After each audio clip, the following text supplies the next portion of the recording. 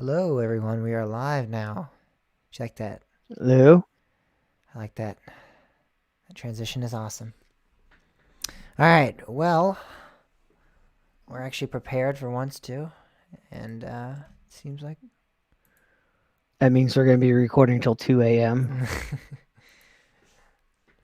the internet will crash or something. So, Right.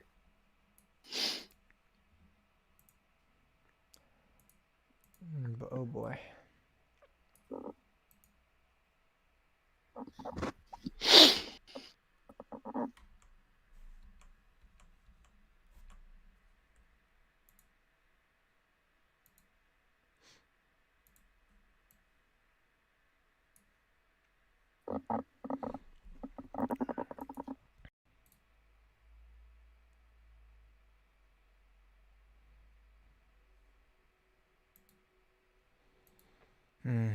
I can't wait till there's more people watching one day, and they're all like, "Oh, James, that transition was so good. How did you do it?" Should make a transition for when we're live and not live, but you'd always forget to change it then. Yeah, we could do that. But does it really matter? Like, if we're live and not live? Huh? Or like if we're recording. Oh. Oh, okay. Yeah, we used to do that, but I don't know. I don't really see there to be a need for that much either. For just a stream with us talking.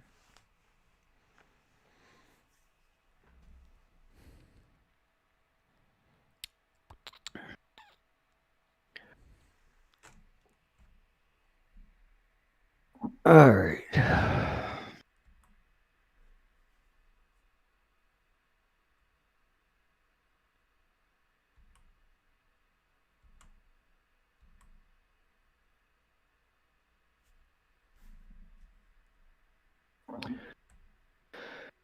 Um, we got a whole rundown, right? Yep. Lord. And luckily, we don't have a weekly poll anymore with the tournament right now. So. Yep, that's his whole problem. That's all we spend most of our time on. Yeah. That and what to talk about in the second half of the show, and the tournament really it takes care of both of those problems. So.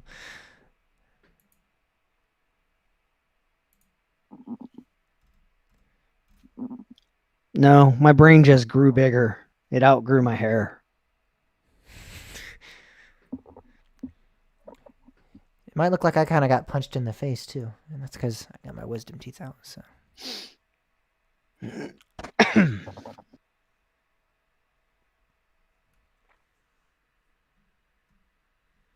My computer's having a tough time tonight loading these links for some reason. And so it begins.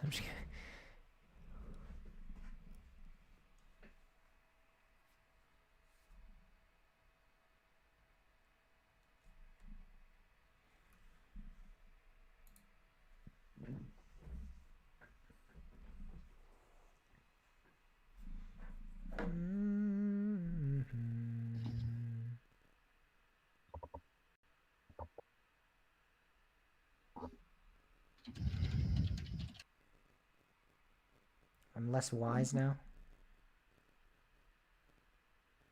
What? Pam said I'm less Oh, wise now. yeah.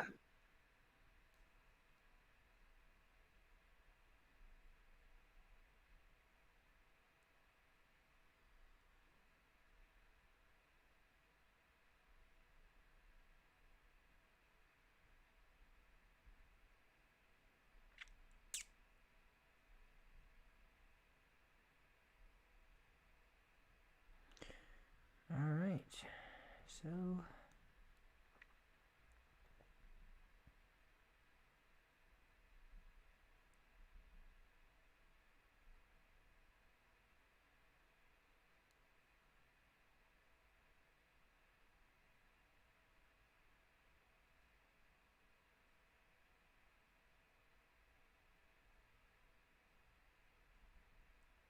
Oh,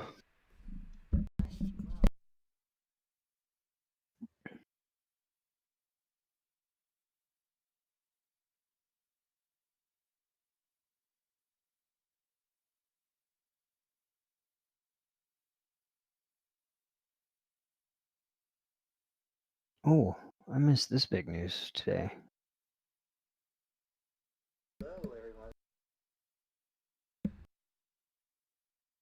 What news is that? It's political. I don't know if you want to bring it up. I mean, you you can share the probably- news story. It's the House voted to remove Representative Green from her committee rules.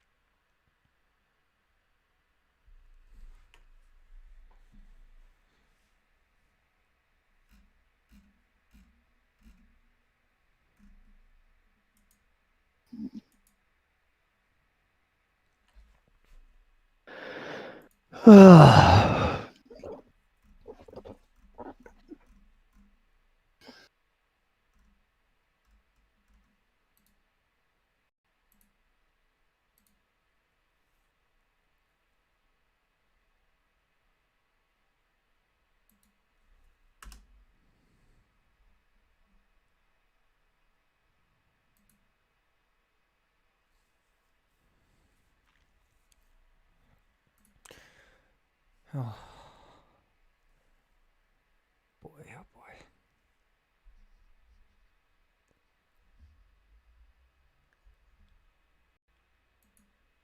I do not know why my laptop's being slow. Because I told you, you got ahead of yourself. You're like, oh yeah, everything's like, we're ready to go. I'm ready to go, but my computer is not. Yep, obviously means it always means something else is about to go wrong. All right, well, I got all the links loaded, so there we go.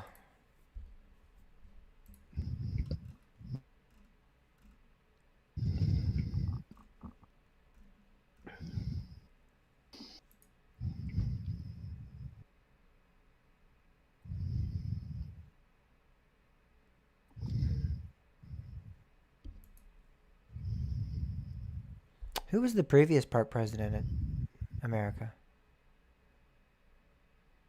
What's her name? I can't remember her name. I can picture her.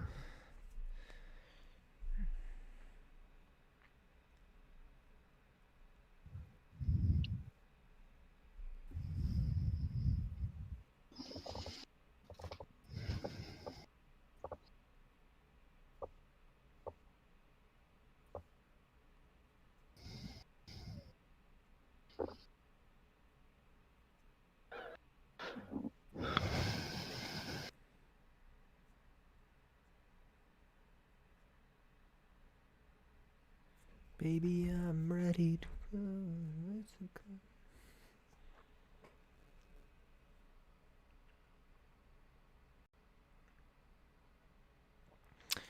Kind of quiet this week. Bye, Felicia is trending. That's awesome. Oh.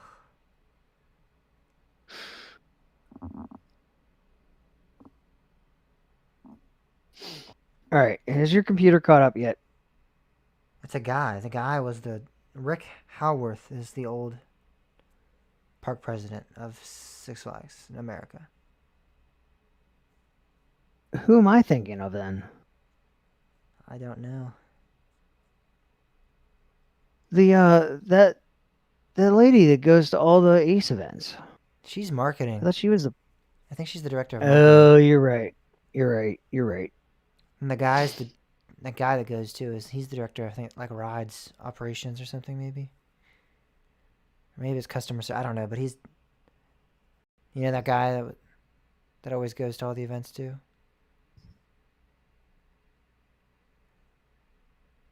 Right? I don't. I don't know now. Oh my gosh. How do you I can probably find a video of him.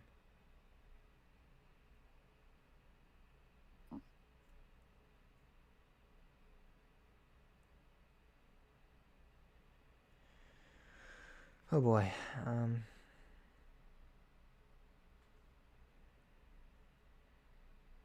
I think he's on, actually. I think he's on the Ace story. I mean, on the Ace YouTube channel, excuse me.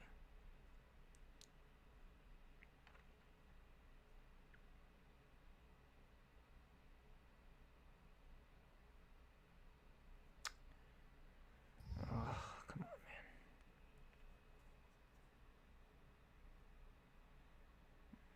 I'm gonna find him.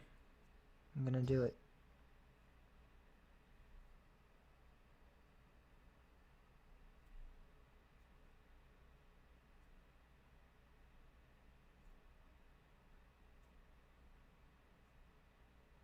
There he is. There he is. Dave. Oh my god, this is why I don't use Twitter on the website. It just sucks me in, and I hate it.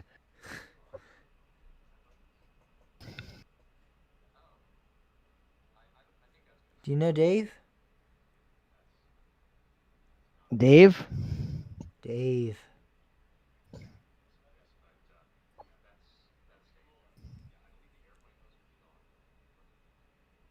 What you talking about, Willis? Oh, hold on.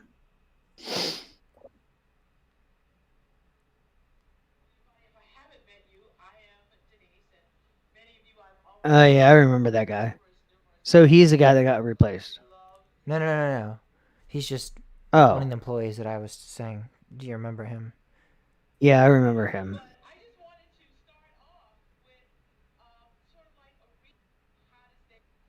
That's Jeepers, it's winter. Yeah, in the good old days.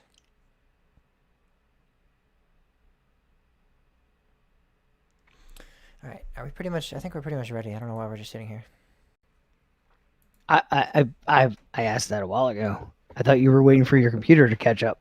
I was for a bit there, and then you were looking Yeah, at- and then I said, "Hey, is your computer caught up?" And you're like, do you know so and so?" I'm like, "Okay." I was like, "Who's the former mm, president?" Because that's important. So I don't just want to be like they replaced that guy from before. They replaced that other guy. That other guy is being replaced by this other guy, and this other guy is going to replace this other guy eventually. Hi, I'm testing my audio, and it's not even the right microphone. Hi, I'm testing my audio for the episode 107. It's exciting stuff as we record the next episode of Coaster Talk Podcast. Woohoo. Looks good. Woohoo! Woohoo! Woohoo. Woohoo! Woo! Woo! Woohoo! The live chat's not the place to be tonight, guys. The live chat's not live. Yeah, it's lively. not live. It's very dead tonight. I'm not used to this. I'm used to looking over and it being, It's because Pam can't find the code. and I'm less wise now too. So maybe people are like, screw this. This kid ain't wise.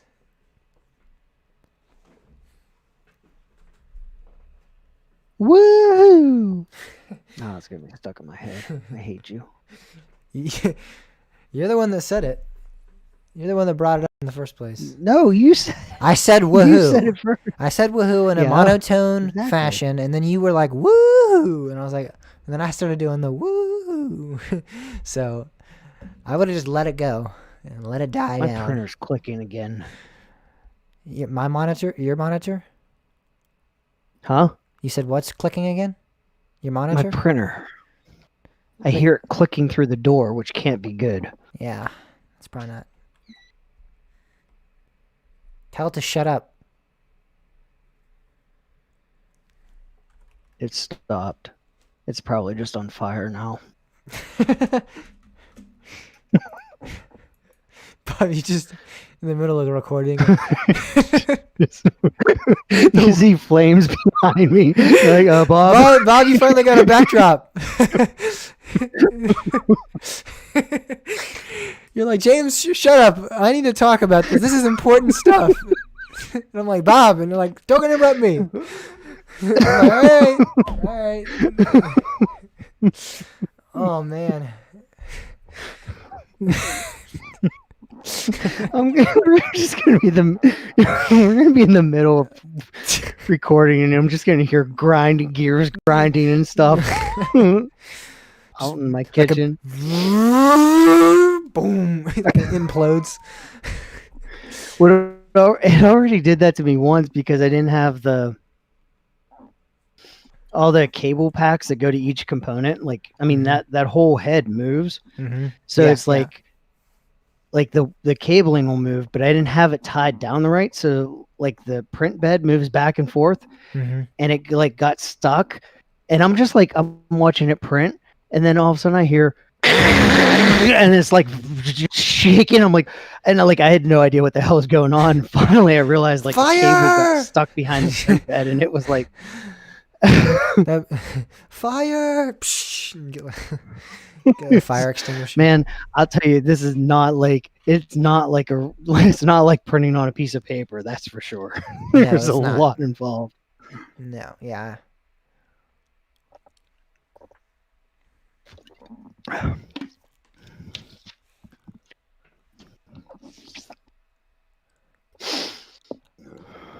All right. Well, I think the noise has stopped for now, so. All right. Are you ready to? Yeah, let me find my.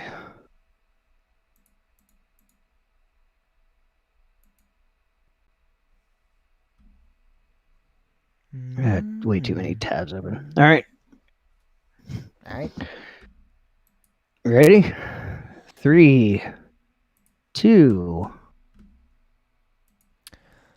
Hello, everybody, and welcome back to Coaster Talk Podcast.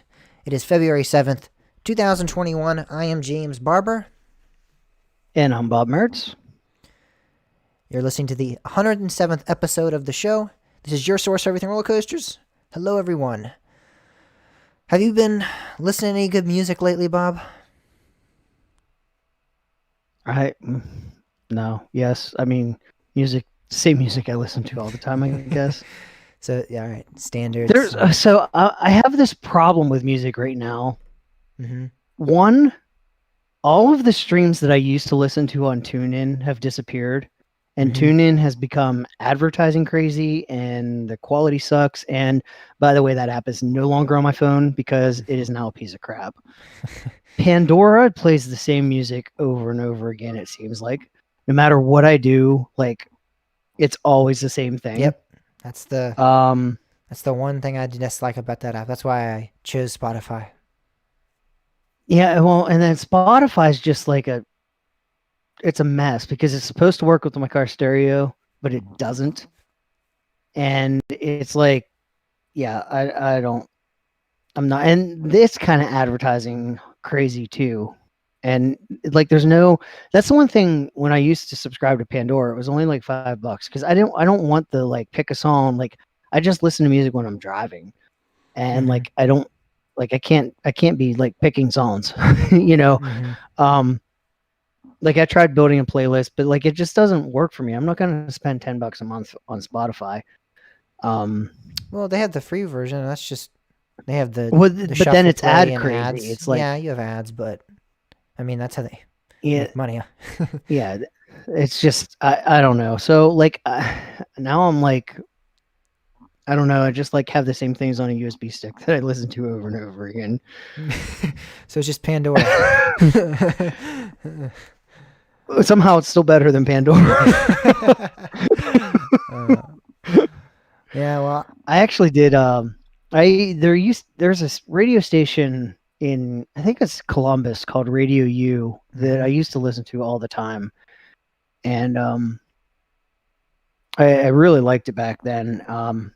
I just recently installed their app. It's a uh-huh. little bit flaky, but it seems to be working better than some things. So Yeah. I listened to that once. I might start listening to that one more. But I've been listening to a lot of podcasts too. So You're spreading out some. And are you listening to mainly coaster podcasts or? yeah, that's Yeah, all I have time for. yeah. That's what I do too. um, But I try to listen to some I have sometimes, but it's issues. it's, it's not. I definitely listen to coaster podcasts like every week, and then sometimes I'll like filter in like one random one that I found just to listen to a new one. Yeah, I listen. I Coast Radio I listen to a lot, and Yeah. Drunk Yes. Riders. Yeah. Those two are like those are probably the two that I listen to the most. But I also like, depending on, a lot of it depends on how many days I go into work, because sometimes usually I work longer days or the less days, but like if I go in more days, then I have more time to listen. Uh huh. So like if I have more time, I add in the loop, um, and Mm-hmm. every now and then I've listened to the Ride This One podcast, which is Oh boy. way over the top, but can be humorous at times, but Mm. definitely not safe for work. Yeah. No. um, No. No. but yeah, there's a couple other, I can't think of Yeah. them all off And the you've got top a of my good head, drive but to work too, so you have like a nice. How long? It's like an hour, maybe about an hour. yeah, it's like an hour and 10 That's minutes. a nice little drive to Um, crank some tunes or listen yeah, to a podcast. So yeah. So yeah, it depends on what kind of mood I'm in, but it's nice because I can listen to usually, like, even if it's like a 2 hour podcast, I can listen to it on the way in and then finish up on the way home. yeah, And then, gotcha. like, yeah, the rest of my drive home, I listen to music then. Well, I tell you, if I had an hour and a half drive, or an hour and five, excuse me, drive, I would be listening to some new albums because that's what I've been doing regardless of having the drive. I've been listening to some new albums. I actually got a book for Christmas. I haven't really shared this on the show. So back in Christmas, I got a book actually from Timmy, co-host of the show sometimes. Got me a book of 1,000 albums that date from the 1950s to the 2000, I think, 20s, and it is jam packed full of great music. And I'm trying to listen. It's every genre. It's every, as I said, every era. Any type of musician you can think of is in that book. Rock, blues, funk, rap.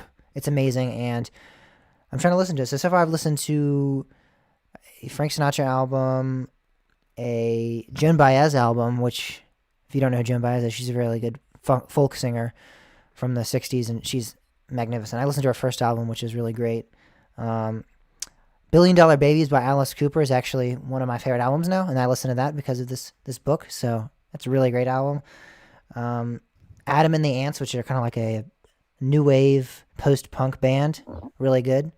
And then I just listened to NWA's Straight Outta Compton a couple weeks ago, which highly recommend. Really good album. Really, especially. I mean, I know not a lot of people like rap, but if you do like rap, that is one without a doubt one of the best albums. I think it's fantastic. So yes, I've listened to quite a few albums, and that's what I've been doing lately. And that's been how I've been spending my free time. Yes, I've been listening to some podcasts here and there as well, but whenever I'm doing work or working on the podcast or working at school or whatever, I am listening to a new album or I am listening to some podcasts. Yeah. So, like, yeah, I don't listen. It's kind of funny. I don't listen much when I'm at home or working, Mm-hmm. but in my car, I always have to have something on, Yeah, whether it's a podcast or. I'm just the guy that whenever I have any dead silence, I'm like, all right, get some music on. Let's get a podcast going. That's just me. I don't know. I have to, except for when I'm doing like actual homework. If I'm doing like notes at school or I'm listening to a teacher give notes, I can listen to it. When I'm actually doing homework and I have to actually focus, I can't have any distract like any even because I start listening to the music and I start wanting to listen to lyrics and I start wanting to, talk about the instrumentation and everything. and I can't because I'm like I gotta focus on this problem. So that's the only issue with trying to do homework and listen to podcasts or music. But if I'm doing notes or if I'm doing chores or if I'm driving, I always have or I'm in the Yeah, I guess shower. if I'm doing chores or something, that's a time for music. Hmm. But a lot of times, like if I'm just at home, um, and not doing chores, then I'm watching TV usually. So, um, or I'm on my computer doing something that I'm engrossed in, whether Hmm. that be arguing with somebody on the internet about Roller some coasters. ride, Yeah. something about RMC, or I might actually just be working on a project. Hmm. Like I don't really have music on for that. But Yeah. Yeah. speaking of music and parks, it's a Yeah. very interesting story to start off the news segment with. Yeah. Music fans might be surprised by this one because if you've been in the news about new albums and new artists releasing new songs, Taylor Swift released an album called Evermore here, I think back in 2020, and I have yet to listen to it, but it's gotten critical acclaim. It's supposed to be a pretty good album, and now after this successful album debuted, a Utah theme park is suing her for the name of the album. So Evermore Park in Utah is filing a federal lawsuit against Taylor Swift, claiming that her latest album is against the trademark that they have set for the Evermore name. Um, This is such a bad look. yeah, I just laughed so hard when I saw this story. I couldn't even wrap my mind around. I was like, how is this? How is I this even happening? see. Is this in I don't know. reality Some of or is this make this? I know it's a fantasy theme park. Maybe it's a fantasy. I don't know. some of this might be um, more because I'm in the tech industry, and we've seen this come up in the tech industry a lot, where a a company just doesn't feel like being competitive anymore. Like basically, they're getting their butts kicked by their competitors. Hmm. And instead of like trying to innovate and try to win business back, they're just like, oh wait, no, let's sue them and make money or damage them. Obviously, like Taylor Swift isn't their competition, but like Yeah.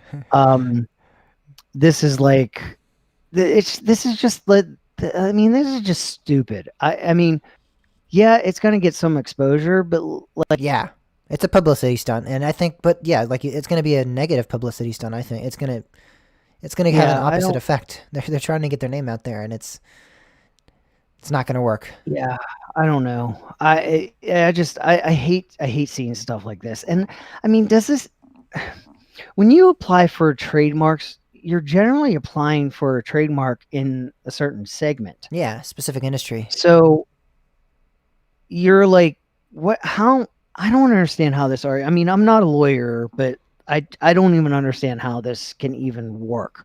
I mean, you could file a lawsuit for anything. So the fact is, they probably just won't.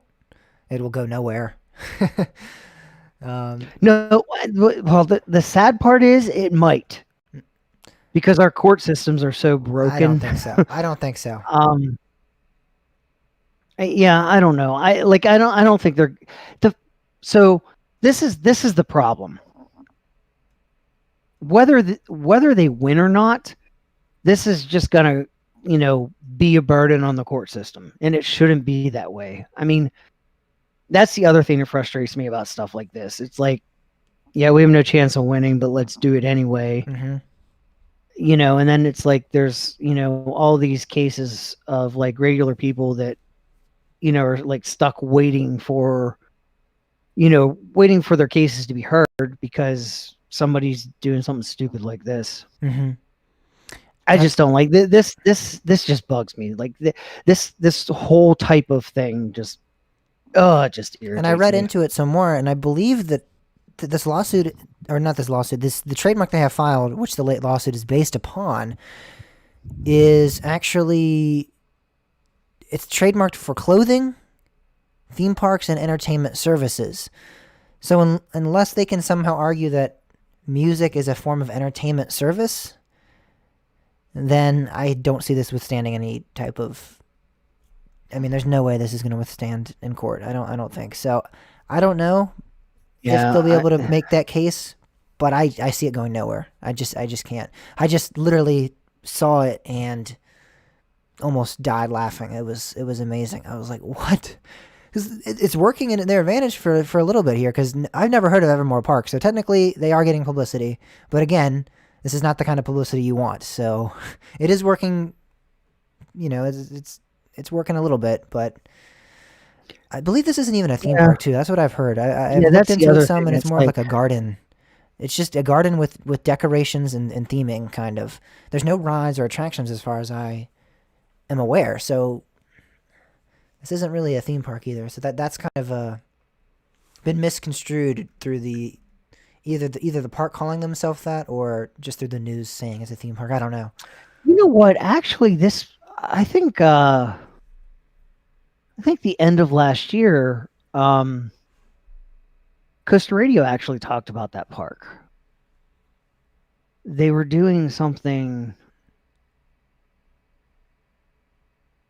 Yeah, man, I don't know what it was, but like it was some kind of attraction they were working on. It wasn't a ride, but it was like yeah, I don't know. That's where I heard that's where I actually heard of this park, because I knew I heard about this park before. Hmm.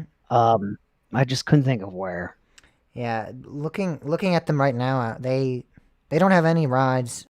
They have archery, axe throwing, a bird and reptile show, food. Axe throwing. Yeah.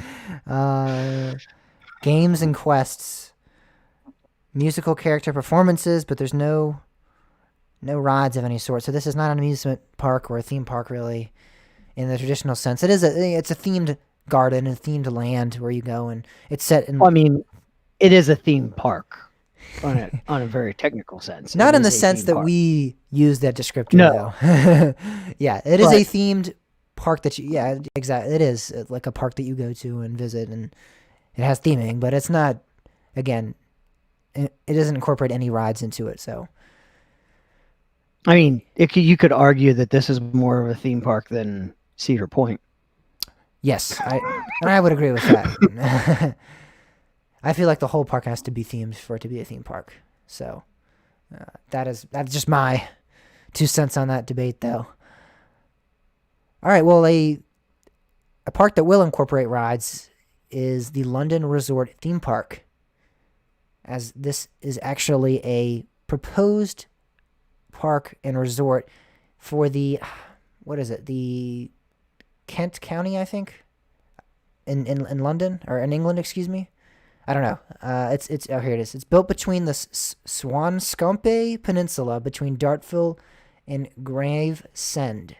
I don't know if I'm pronouncing that right. These are like really English names, but it is a proposed project for this area in England. I don't again know really what that means, but it is now a step closer to being an actual park because they have gotten approval.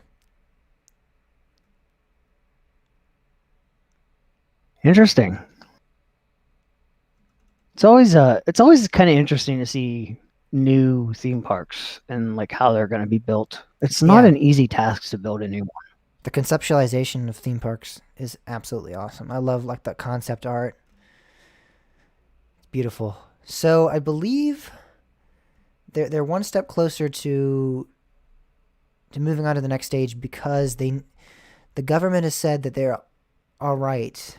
They are accepted in this like certain area, but they need to get a nationally significant infrastructure. Well, here's something interesting. Paramount Pictures is involved in this. Oh, wow. Really? It, yeah, they're Wow. acquiring licenses to have rides based on its movies. Yes, they do. Where has that been done before? I feel like that's been done somewhere before. Hmm. I don't know. I feel like it was not too far. Yeah, like a 20-minute drive up the road for me. I don't know. Yeah, it's bringing back For memories those of the Cedar unsure, Fair we're talking days. about the Paramount Parks, which Cedar Fair acquired in Yeah, 2007, 2006, something like yeah. that. The mid 2000s. Yeah, it would be Kings Island, Kings Dominion, Canada's Wonderland, and Carowinds. Yes, and they said they're going to be having rides possibly themed to the Titanic, Star Trek, Mission Impossible. And they're acquiring those licenses right now based on the movies of Paramount Pictures. It's pretty cool. I mean, hopefully it doesn't follow the same trend of other Paramount parks, but Yeah, so the question is, it's sold whenever off, but whenever Merlin buys this park, like, what will the Titanic and Star Trek rides become? yeah, exactly. Oh, this isn't the Titanic. It's just the cruise of mystery. Sure, all right. This big iceberg. I don't know. What is this? I don't know. This is Star Hike and Yeah. and Ice Boat. Yeah. So yes, here it is. That they filed a 2,500 page application to the planning inspectors, and it was cleared to move on to the next stage by the relevant Secretary of State in the area. This is considered a national significant infrastructure project, so a development consent order is needed to progress to the next stage. So yeah, just a bunch of legal work there in the UK, but it's coming along, and if you click on the links that we have in the show notes, you'll be able to see the concept art looks really cool. So this is definitely an interesting project for sure. Yeah. Kind of reminds me of like a smaller version of Kidia. Yeah, it does. Indeed, especially with the glowing lights and stuff. That's what we saw with the Kadia concept art. So yeah.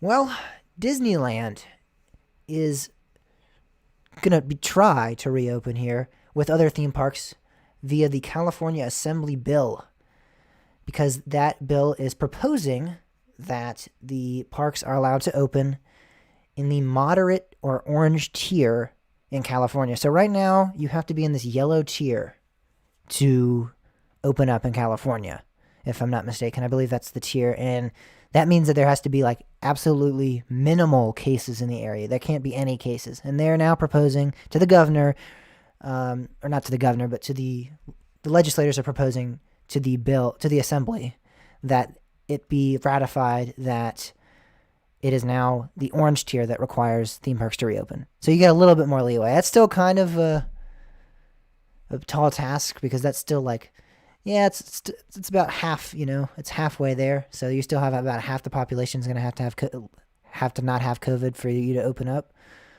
But it's better than the very last tier. Better than nothing, right? Yeah, I mean, California is just, I don't know. They kind of, it's just such a weird thing to me. I mean, outdoor spaces aren't, like, there's no need to be. I mean, you look at what we're doing here on the East Coast, like, as long as it's outside, you can do a lot. Yes. I mean, that's why restaurants are buying heaters to like outdoor heaters, so that in the winter you can sit outside and eat, because when you're outside and there's airflow, it's much less of a risk. Yeah. And this is a bipartisan bill. So this isn't even a political debate in California of all places. This is a bipartisan bill. That is a big deal in California. So that kind of shows that the guidelines that are already in place now are quite unusual and unnecessary. It is definitely beneficial to the parks. I mean, you need to let them reopen. And well, I mean, they've already there's been a lot of business. I think, was it Disney or Universal has actually decided to move a bunch of jobs from California to Florida. I think it was Disney. Yeah, because I mean, like, they're literally, California is going to be losing tax revenue over this, because, I mean, you couldn't be on two further ends of the spectrum either. Florida was like the first one to go like, oh, whatever, do whatever you want. And California's like, no, you can't do anything, even if it makes sense. It's like just, two bipolar brothers or something. It's like they're like one person's like, no, and the other's like, yes. It's crazy that two states can be so completely different, and I just don't even understand the reasoning at this point. We know now, like you said, outdoor venues, outdoor activities, outdoor recreation is safe and is fine, and there's no problem. And we know that, I don't want to say there's no problem or like, well, but yes, there it's is. much safer. Like It is. the risk is very low. It's in very minimal. consideration to Very anything minimal. else. Yes, that's not Yeah. like Dandy do go make out with a I stranger. mean, you still Okay, have to but be like, well, yeah, I mean, exactly. you still have to like, you're gonna be, close to people. Wearing You a have to wear a mask, mask and yeah. stuff. Be proactive still, but like, yeah, it's not like the same as being indoors. Not even by a long shot. But we know the vaccine's being distributed. We know that. I just can't understand how they're still being such sticklers I don't know. about this. California, I had heard, was having some issues with vaccine distribution, but I don't know. I know Virginia's had some issues, but I think a West lot of Virginia, states- we're leading the way. I'm so shocked by that, but West Virginia is actually leading the way. I think we're like number 1 in the U.S. right now. We have right now Finally, every for single. the first time ever, West Virginia is number 1 in something. I'm beside myself. It's every single teacher over 50 has been vaccinated, and every single nursing home resident has been vaccinated in the entire state. That's great. That is Unless they didn't want it, but like everybody has had the option to get it. I'm in shock. I'm just in complete shock. It's pretty great. Yeah, that's pretty great. Well, I was in shock to see this. I don't know about you. Mario Kart Ride, the Koopa Challenge, has now opened or at least opened for media accessibility. I don't understand what's going on because I had heard they were delaying it. Yeah, we talked about that I think a couple weeks ago. Yeah, and now it's just, I mean, via the video where we have again in the show notes, there's a considerable amount of people. So if this is media, it's a lot of media in this event, whatever event they held. If not, it's open to the public. So it's either been open for access to media for a short event or it's open. It's definitely a lot of people though. So this ride looks great. We finally got to see more than just a little 1-minute clip that me and Bob had to argue. I mean, over. It looks like there's videos on YouTube about from opening day. Like, yeah, I don't get that. Maybe it's just we had a miscommunication because of the language barrier. I don't know. But you think this is I don't know. The video we have is from a American distributor, so there's someone over there that can speak English, I would think, because they're connected with a English distributor here. With Universal Park News Today is the YouTube channel where this video in particular is from. So I don't know why that misinformation was. Flash Gear is reporting that it seems like Super Nintendo World is open. Yeah, so I don't know what that. I don't know what that misinformation was that we got. And it says delayed. Yeah, it says Universal Studios Japan announced that due to a state of emergency declared in Osaka, it would delay the opening of Super Nintendo World. The theme park was originally set to open on February 4th, and based on newly published videos, it seems that may have happened despite the previous delay announcement. So they just lied, maybe. Maybe they were hoping it would. I don't know. There's no marketing scheme announcing it's going to be closed. Here's the other thing. Today was actually supposed to be opening day. It opened early, yeah. And those videos were actually, I believe, from yesterday. So today's Thursday, February 4th, the day of recording. The podcast released on the 7th.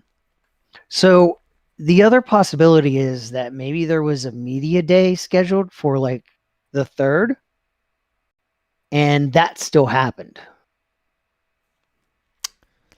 I don't know. I feel like why would you have a media? You have a media day to hype up a ride that's opening brand or a ride or a section of a park that's brand new. If they had a media day and the media was hyping it up and then it didn't open for another month, it'd be like it'd be kind of pointless to have that media day in the first place.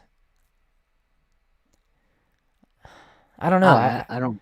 I think it's I probably I mean, just either we got misinformation or the park made a quick oh wait, last minute hold on. decision. I don't know. February 3rd would be February 4th there. No, Yeah. they're 12 So hours it would behind, be, right? But they're not. well, I mean, long enough. Like technically, it could be the morning of the 4th, and videos posted would actually be. Wait a minute. No, This maybe I'm video, wrong. no, Wait. this video was posted on the 3rd. No, yeah, I'm So, wrong. I'm doing that backwards. yeah, I'm a little lost with. I don't know. Yeah. I don't know. I don't know. Anyway, something happened. We don't know what. Let's not turn this into the trial elements episode a couple weeks ago. um, yeah, there's Oh God. nothing to be known from what's going on other than it is open. That's pretty apparent, or at least they had the media day and it's open today, or they're still going to be opening it very soon. Because again, I don't see the point in doing a media day if it's not opening in the next week or so. But yes, it looks absolutely amazing. Let's talk about the actual ride itself, because that's all the videos that, at least that we have of it right now. I don't know if the whole park's gotten a video yet or not. But man, Bob, does this ride look absolutely incredible. The queue is beautiful. It's Bowser's Castle for those of you that don't know. It's absolutely stunning. There's so much I couldn't even sit through it all. Yeah, there's like 20 This is the clip. kind of queue that you don't really mind. I mean, you'd rather not have to wait in line, but I mean, if you do, this is the kind of queue you want to wait in line for. Yes, it is. Because there's so much there, and you can see that you could tell there's just so many Easter eggs and so many like little funny things in the queue mixed all throughout. Plenty to keep you entertained. But the ride itself is. A lot of people have really been crapping on this ride, which I think is, I think it's pretty premature. Yeah. I think the big thing that people are talking about is it seems really slow in the video. And I don't think there's, I don't know, in my mind, I kind of always kind of figured that the physical movement part would be slow, but it would be like more of the effects that would make it feel like you were going faster. And there are plenty of effects with the AR and the way things are merging. Yes. Like everything is like, you can't really tell where tracks are most of the time. And like everything just kind of blends together. It's unreal. It's unreal how immersed you are in the ride. In the experience, yeah, for sure. I will say, I don't know if I'm upset about the slowness of the attraction, because again, you can work with that. You can work with it being a slow, actual moving vehicle, and like you said, the AR and effects can make it look faster than it actually is. I'm more upset with just the basic, like, rundown of how the ride it takes place. I don't like what they used with the AR. It's very, very messy, it seems to me, and very like they just threw a bunch of different characters in and just kept vomiting it all over. It doesn't feel like the traditional Mario game. If you watch the video, okay, you might know what I'm saying. The problem is though, you have to consider that this is from a video camera that was like, I don't know, probably in somebody's glasses, or like what, like it had to be wedged under the AR visor. And you're not going to get the true perspective of what's going on. It's just not possible. No. So I don't think we can fairly judge any of this. No, and I'm not saying I'm not saying, oh well, screw it, I'm not going to Super Nintendo World anymore. I'm done. That ruined it. I'm not saying anything like that. I just, to me, it does not look like the traditional gameplay of it. So it just, that part is a little bit just factual for me. Like that doesn't like it's just it can't. Yes, it could be a great experience still, and I really still want to get out and ride it, no question. But I was really hoping it would look like the traditional Mario Kart game, and it doesn't to me. It looks a little bit crazier and a little bit more complex than what you actually did in the game. Which, of course, it's a ride, but I feel like that kind of takes away from it too, because that sense of nostalgia from playing the original game is kind of lost in this game and this ride. Excuse me. I don't know. That's just my take, and that's just my belief. But I'm still gonna ride it. It still looks absolutely awesome. There's some really cool effects, and the queue itself makes it worth it because the queue does play on that nostalgia. The queue is the original Bowser's Castle, but then you go through the ride and it doesn't really feel like the original game. So I don't know. That's just my take. I don't know. I have a feeling that I mean, there's plenty there that is from the original game. There is no, And yes, like there I is. understand what you're saying, but I don't think that. I mean, if you look at this from a practical standpoint, um, I don't know how like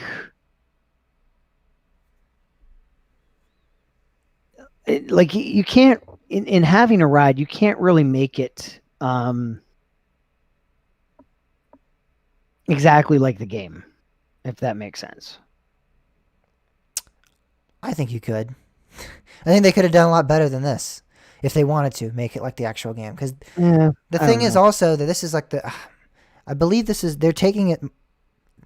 They're taking this gameplay. It looks to me from more Mario Kart. What was it like Mario Kart 8? I think that came out, or I think it was Mario Kart 8. Like a few like maybe they even have newer Mario Karts now. I haven't been paying attention to the Mario Kart world. I just played the original, and I played Mario Kart 8 some.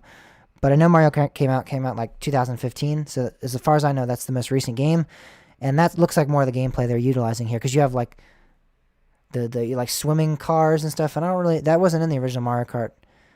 So I don't know. I just feel this is a strange rendition of what I was expecting. But again, it's not necessarily bad. I do like the uh, Rainbow Road map that they included. That's awesome. I really like that. That's probably my favorite part of this ride. It's based on the video we have. Yeah, I don't know. I don't think like I'm impressed by it. I think it's Yep, I am too. I think in a lot of ways I think it's a lot better than what I was expecting. In some ways, not so much. But again, I can't say for sure what that's like. I haven't been on it. You don't know what it feels like until you've actually rode it, and it's kind of hard to judge, hard to make a fair assessment until until you have actually ridden it. That's I think that's it's just, and I say that more not directed at you, but more just like the outright hatred that this ride seems to be getting right now. It's like Yeah, I think what that's unfair. Again, I won't make a judgment. I don't hate this ride. I don't even hate the aspects that I've kind of complained about with the gameplay being from a newer game. That I don't even hate that necessarily. I just what I was expecting was not that. I was expecting more of the nostalgia pull, and it seemed like with the design of the castle and everything, that's what they were going for, the original game. And this is more of the newer stuff, which is fine and dandy and great, and I'm sure it'll be a great ride. But that's just not what I was anticipating. Um, I don't think anybody really knew what to expect. yeah, that's true. I think that's some of the problem. That is part of the problem for sure. Nobody really knew what was going on there. Some people were even talking they didn't know it was going to be AR. They thought it would be just kind of like the Cars one, I believe. What is it Radiator Springs in Anaheim, where they have the more like you're riding around the actual set of the movie kind of Cars. I don't think there's AR with that, and that's what people were expecting more. Some people were saying they were expecting that. But in that, I mean, I don't really know much about that ride, but do you have much control over that ride? No, I don't think so. See, I think that's the thing. The aspect of this is you may not actually control the movement of the car, but you actually have some control over this ride. And I think that's kind of more what they were going for. But to be honest, I don't know. It's kind of a tough thing to I would have balance. preferred you had Mario sitting next to you and he's the one controlling it. And you're like watching him drive and then he's taking you around the castle. That would have been cooler, I think. I don't know. It's just my take. I that's what I wasn't expecting that, but thinking about that now, that's definitely what I would have preferred if I'd been given the option. If I was the head of ride design for Universal, that I would have said, let's have Mario next to the guys.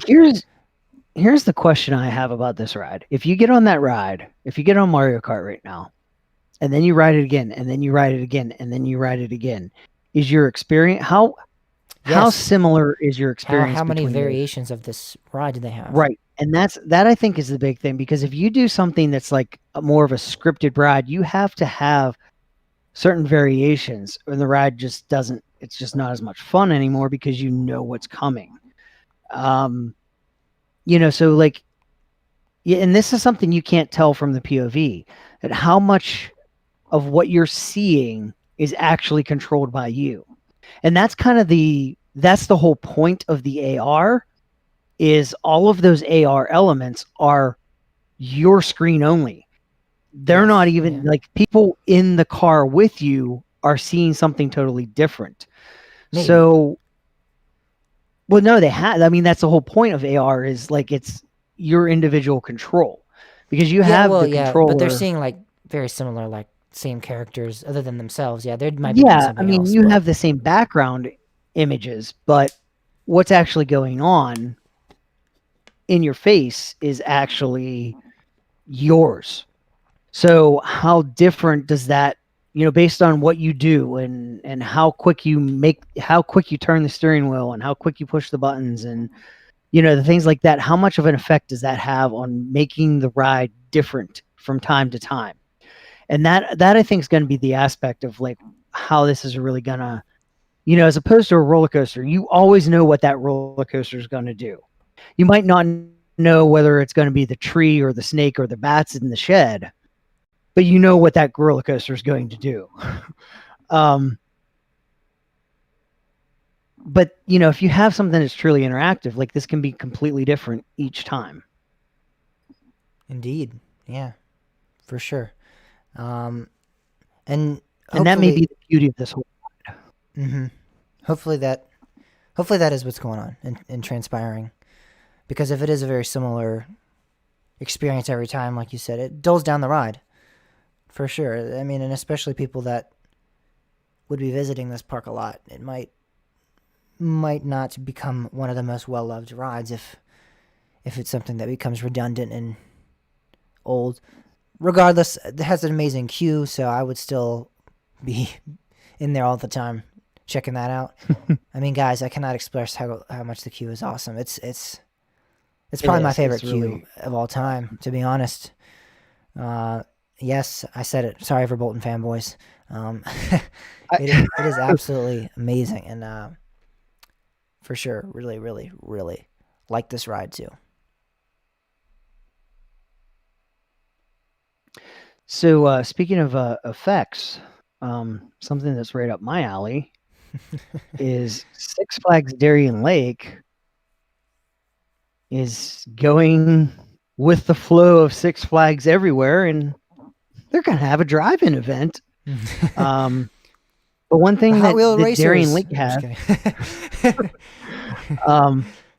one of the things that Darien Lake has that seemingly not, I wish more parks had this, but Darien Lake has a really awesome laser show.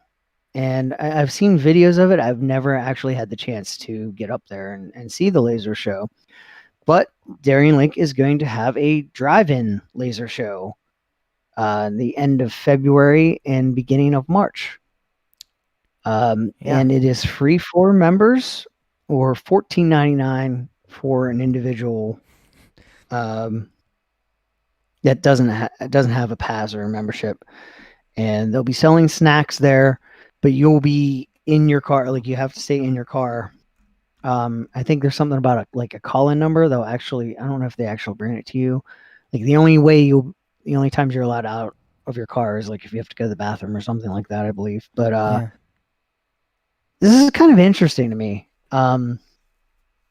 It doesn't say how they're actually going to do the audio, and this is kind of a big deal for me, because a lot of like you would go to the drive-in movies. Oh yeah. Um, Oh yeah. and many of the drive-in theaters would have a certain FM station that you would tune into to get the audio track from the movie that you were watching. Yep. And I love the idea of them doing that because I actually have a decent sound system in my car with subwoofer and everything. Yeah. Yep. Mm-hmm. So for me, this is like I really want to go do it, even though it's ridiculously far for a half-hour show. Mm. But I wish we knew I wish we knew how they were doing that. I can't really, being in winter, I can't really see them like having some kind of huge amplifier and like having open Roll air your windows sound because down. Yeah. right, exactly. That'd be a little bit cold. Embrace the freezing temperatures. But then I also feel like if they are gonna broadcast over like an FM station, they should probably tell you that up front so you go in a car that has a working stereo. Yeah. That would be something they should be upfront about. You should probably. I mean, you could probably contact them if you're that concerned, because aren't you? You're considering the drive, so. I actually surprisingly am. All right, and everyone listening to this, remember this next time he complains about the 3-hour drive to Busch Gardens, Williamsburg, guys. All right. It's a completely different thing. It's not. As I've said, I actually think it's less justified and more stupid. You're driving to an open park for 6 hours or for a 30-minute light show. I don't know. I mean, it's whatever floats your boat, but just next time you're on here, and I'm not driving 3 hours for Busch Gardens for a 4-hour park visit. I will be forever using this as an example of contradiction. I'll forever ignore you. I don't really care. Oh, man. I'd rather go see a laser show than. No, I can't say that. I don't know. I mean, both are good. I mean, when it comes to parks, lasers they're up there with roller coasters. Gotcha. If somebody ever did a roller coaster that had a laser show on the roller coaster and named it Laser Loop.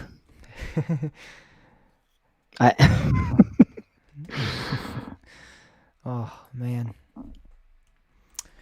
All right. Well, that's what's occurring at Six Flags Darien Lake. I keep forgetting it's Six Flags Darien Lake too. I always forget to add that.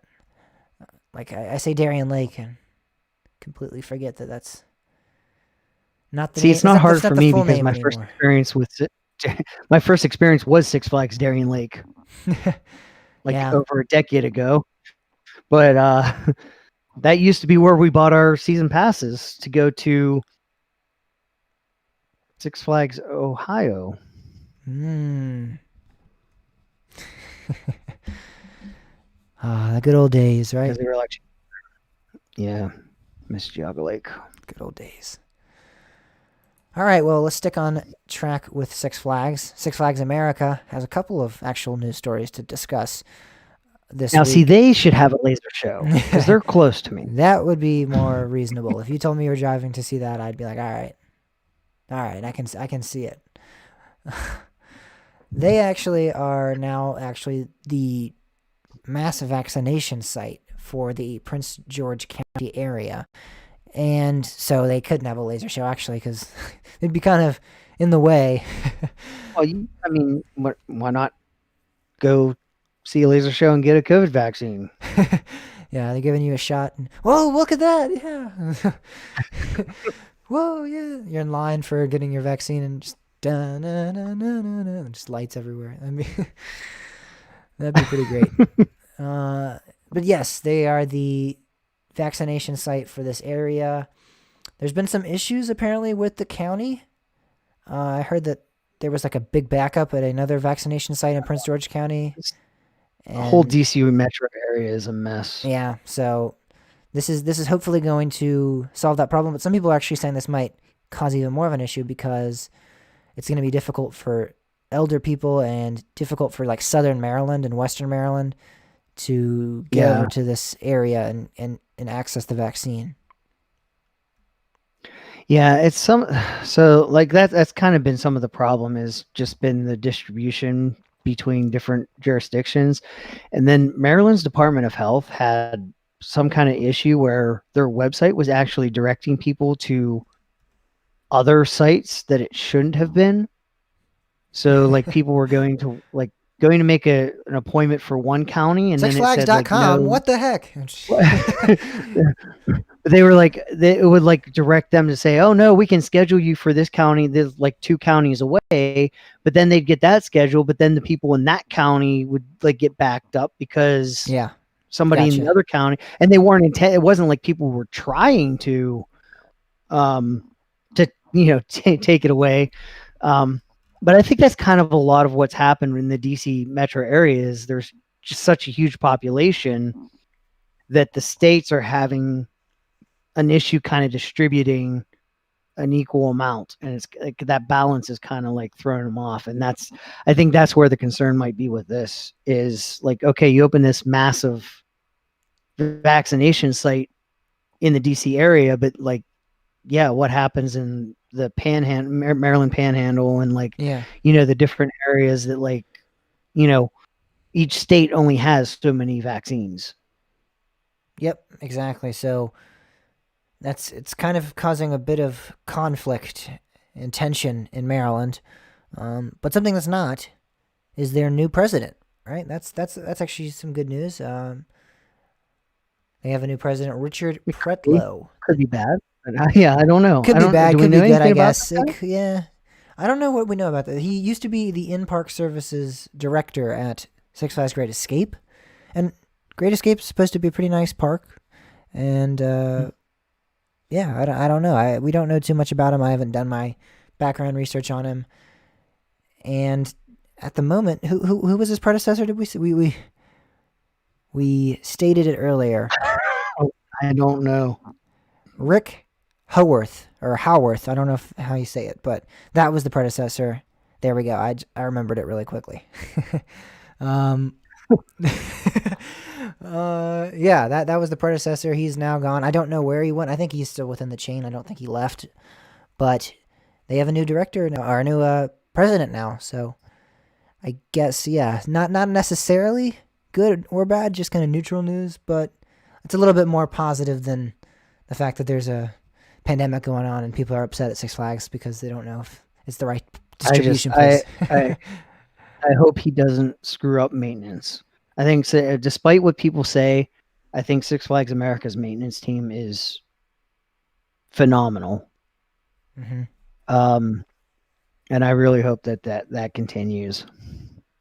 I mean, they're dedicated staff. Yeah.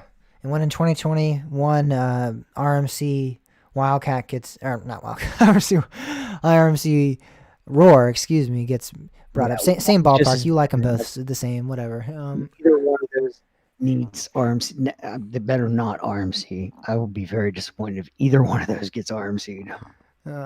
Yeah. But you can't blame Richard Pretlow, I don't think, for that. I don't think that's within his control. That's more of a corporate decision to get a new ride like that, I feel like. I do wonder how much micromanaging does go on with Six Flags. Yeah, and I do have, I mean, I always have thought, I know what the park president's duties are, but how much does their input actually affect change within the park? Like there are directors of other divisions, so when they are they the head honcho? So the director of marketing, for example, comes to the park president, and the park president says to do something. I know the director of marketing would therefore have to follow his order, but how much say, how much leeway is there? What exactly? I would love to know. That's kind of, I think that's one thing that I had always really liked about Cedar Fair is they had always seemed to give their parks a lot of control. And I think that's one of the things that recently, I don't know. I just think recently we've been seeing like things happen that the local park wouldn't have done. Mm-hmm. And I mean, I guess we're also seeing it with Palace, who's just become an absolute crap of Yeah, that company. I've never seen a company fall so hard. Like like with a snap. I think, It's like a snap of a finger. yeah, like so and so drastically too. It's like they. I mean, people were always like, I don't know, Palace, what, like not real happy with Palace, but like whatever. And it's just gone for like it's just an absolute hatred now, and unfortunately, I think it's deserved. I You think think it's warranted? Yeah. um, but like I don't know. It's kind of interesting because Six Flags I've always felt has been that way. I've always kind of felt like they have had a higher level of micromanagement Mm-hmm. to some extent. But then like you look at Six Flags America, and I mean, maybe the lack of investment was a good thing because they just kind of let Six Flags America do their own thing. Because Six Flags America never really seemed to fit the rest of the Six Flags parks to the full extent. Um, I like don't it know. just, I mean, for one, like they have a very well maintained Woody. Well, they have two very well maintained Woodies. Yeah, but I That's mean, not a Six Six Flags St. Louis. Flags. Maybe it's a Six Flags small park thing. I don't know. I don't know. I think Six Flags as a company just gets a little bit too over the top hatred from the enthusiast community.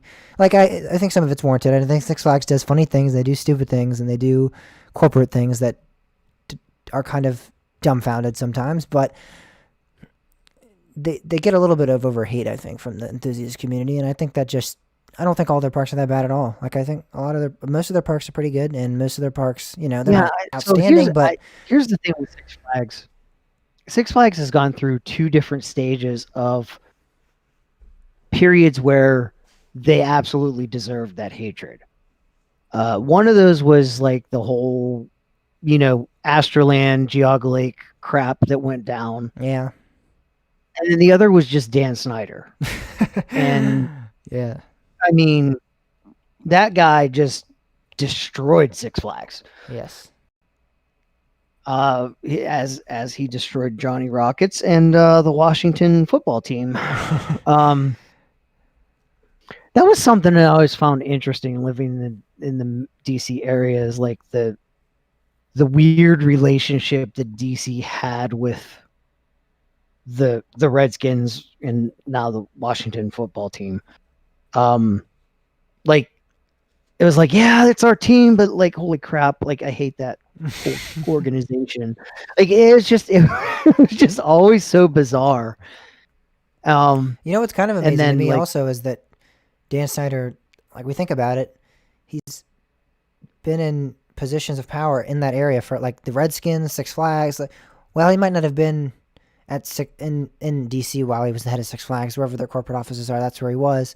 He was an ownership of a park there, so you think he'd have like a rep in that area, and for him to then go on to the Redskins and the Redskins be like, sure, come on in, like that's kind of and ironic too. like, well, it's kind of, I mean, you look at like profiles like of like CEOs on like you go to most corporate websites and look about the CEO, and the CEO has their whole background and like what they've done in the past, and like all of these things that led up to them being this great CEO.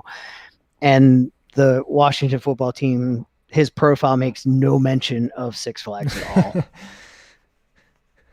No, Which I mean I can completely understand why, but like there's just a blank space. yeah, it's like Throughout my life, I did he'd rather see and then just unemployed nothing. than Yeah. but I think that's the thing is it's hard for I think the biggest thing with enthusiasts is they can't compartmentalize the different aspects of certain things. There's business issues with Six Flags, but that doesn't mean that carries over to park issues with Six Flags Yeah. all the time. Anyway, They and I think that's the problem. they do some very and again, I think it's on the corporate level, so I'm agreeing with you here. Weird marketing tactics, like the branding, the rides, and the branding, the pathway that you walk on to get into the park. Like that's just weird, uncalled for, at times pretty disgusting looking. I mean, there's some pretty bad like advertisements I think at the park. So I don't know about that, but again, that's corporate level. I don't think the local park employment really has much say in that. The park's like here, the chain's like here, guys, please put this advertisement up anywhere you can and put it anywhere it can go. And the park's like, all right, we'll do what you say. Yes, sir. I was just thinking of the more flags, more fun commercials, which were Yeah, yeah, idiots. yeah, That was a Dan Snyder thing. He killed the Mr. Six for that. Anyway, but yeah, you're right. It's almost like Six Flags are like franchises. Like, yeah, you go to Taco Bell and it's like, oh, we have to put this poster up on this day and take it down on this day. Everything has to be the franchise, and like, I get it, but see, I think that's also the aspect of how Six Flags functions. They're not really like, I don't think Six Flags is at the angle of like, oh, we have all these different parks and people might want to travel to these different parks to ride different rides. They're more like, we need to have a park accessible to everybody. yes, yeah, And yeah. it's That's it's definitely like, more. you go to your local McDonald's. You don't travel an hour to go to a McDonald's. You just go to the closest McDonald's. Exactly. And Yeah. in some ways, I think I think that kind of taints their view of what amusement parks could be, just to some extent. Yeah, and I mean they are kind of like the budget park, like hey, $55 for a pass, come on in. We're not gonna have the greatest Yeah, quality in terms of dining but at the or same time, I also think they're the only chain that actually understands the benefit of season passes. I don't think I think out of all of the chains, I think Six Flags leverages their season passes to the best of their ability. Mhm. And I think SeaWorld is the worst. Yeah, well, but I think again that's more on a corporate level than the actual parks And themselves. it is. It is. So, but the actual parks themselves are all kind of budget parks. You're not going to get the exceptional quality of the other chain parks because they don't have the same financial ability because they are that budget kind of park. They that's kind of their draw though. Like we're cheap, we're fun, we're good, and I think that's pretty much. I think to your point earlier when you said, I think Six Flags America is a little different than any other Six Flags park. I'm like, nah, I think it's pretty much that. That's what it is. It's cheap, fun, and good, and I don't think it's exceptional in any really category. It has some good rides. It has some all right aesthetics. I don't know, the atmosphere's iffy there, but it's fine, and the restaurants are awful. So I mean that I can't attest to. The food, at least the times I've gone, Yeah. has been really bad. So it's just it's good. It's the middle of the road park, and that's kind of what it's supposed to be, though. In my mind, that's what kind of all the Six Flags parks are, and I think that's it. They're good. They're very good parks. They may be very good in some cases, like Magic Mountain or Great Adventure, but they're good, solid parks. But that's kind of their goal and their I think I object, kind of, well, that's not, when I said like they kind of objective. let Six Flags Excuse me. America alone, I was thinking more of like how they control costs. Like it's almost like they were like, you know what, have the maintenance crew you need. We're not going to like really say like, for instance, when I was a manager at Pizza Hut, it was like, Pizza Hut corporate said you can only have this percentage of labor dollars per income.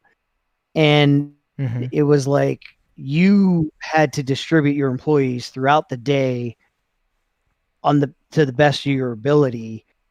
It seems like maybe some of those numbers weren't as tightly controlled at like some like All Six right. Flags Yeah. America. I don't know Maybe. for I sure, don't but know. But like I that's see what you're kind of saying. what like that's kind of how I felt. Not so much that it made the parks so drastically different, but just more of like the employees and like the teams, like mainly the behind the scenes teams, not so much the ride operators. Um, It's like possible. the It's possible. the high school kid, you know. But like, you know, some of the like the full-time positions and stuff like that, I think they actually may have had more leeway to actually spend what they needed. Yeah, I don't know. That's just kind of like a feeling I've had. that's a that's an all right, I think, concept to have or premise to have, but I would be curious to actually solidify that and see if that's true. We probably I would would never be too. able to, but I mean, even if we had someone for Six Flags, I'm not sure if they would go into depth on how they're able to manage their park because that's kind of a private Right, sector. But exactly. yeah, it would be interesting if that was true. I don't know. I can't say that I haven't been visiting the park as much as you, and I haven't looked into the park as much as you. So it's possible that there is some difference in that aspect and in the maintenance department. I don't know, or the maintenance department.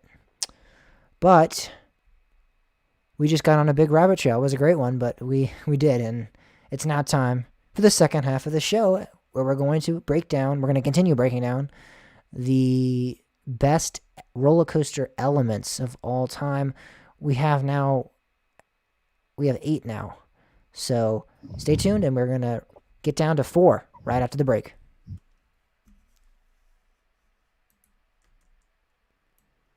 That was a good. Pizza Hut sucks. And they started sucking as soon as they went to frozen pizza dough. Pizza Hut has always sucked. No, well, maybe yeah, in your lifetime, maybe. Pizza Hut was really, really good in the late '90s.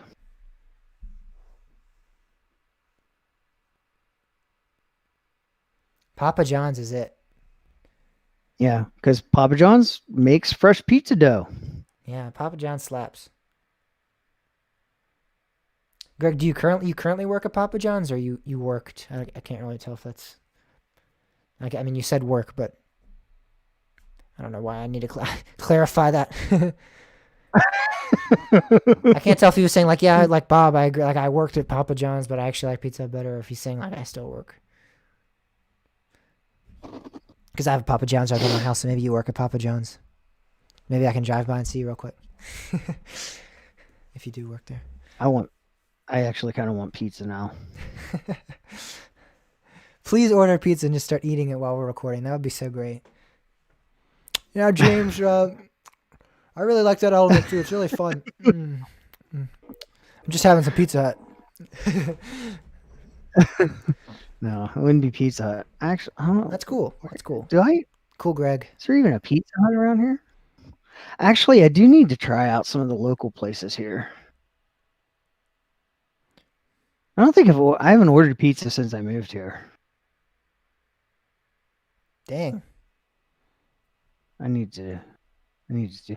Well, some of it's just I don't want to go through the explaining how to get to my door. Drive around back, walk up the stairs. First door. If you knock on the second one, I'm going to get yelled at. Please don't.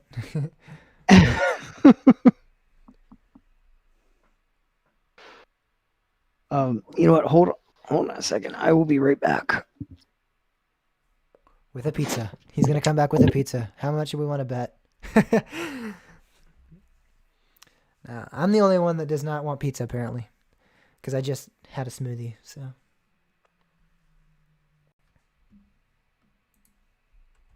And with my wisdom teeth, I'm actually not allowed to have pizza, which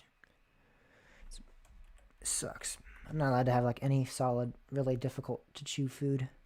I feel like actually I might be able to try pizza. They said I'm allowed to have bread and I'm allowed to have like soft cheese, and that's basically what pizza is. I think his printer's on fire, Pam, yeah.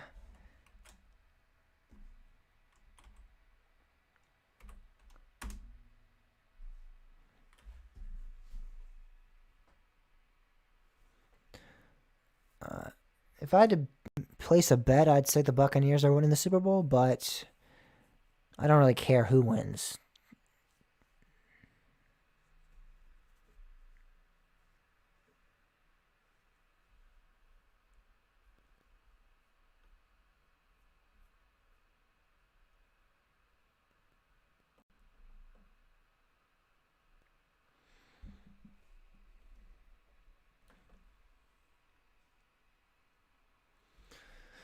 I just want to see a good game, to be honest. I don't really care who wins. Neither team really a dislike uh, by any means. So it's amazing how bad the Eagles have gotten in like 3 years. It's almost comical. They go from a Super Bowl team to like the absolute one of the worst teams in the NFL. It's hilarious. It's pretty great.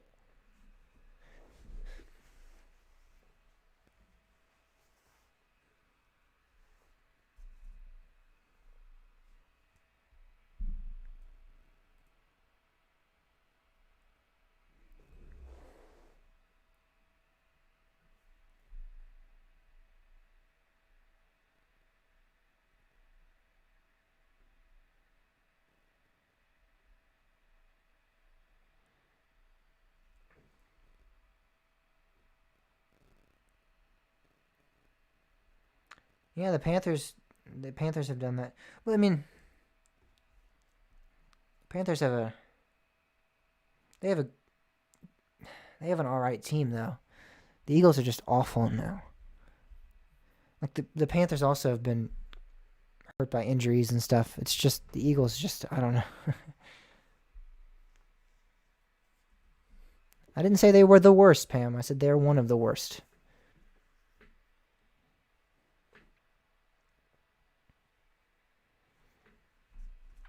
All right, this printer must really be on fire here because I don't know what's taking him so long.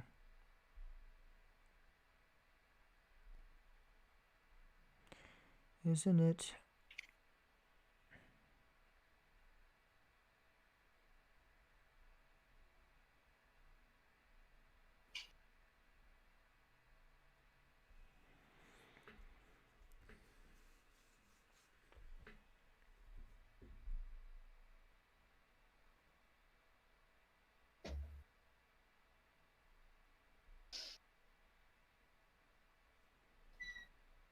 Is he back? I think he's back, guys.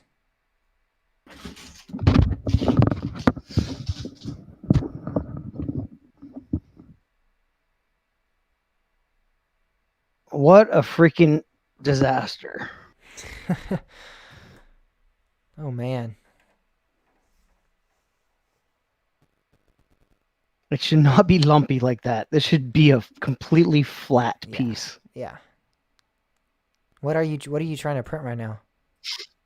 This was supposed to be a phone dock for my sister. Give it to her like that. Yeah, well, I mean, this was only 1% done. I stopped it because there's no. Yeah, I realize it's not even close, but that would be great if you just handed her that. Here you go. Although I am actually like part of the reason why I was I knew this wasn't going to be successful, but I was like, I'm not sure if the size works right. So I figured I'd at least take this up so that if the size doesn't work, because I might be going up this weekend, but like she can look at the gotcha. size. Like this is the thing that connectors are supposed to go through these holes, and I don't know that it's going to fit through that. I got you.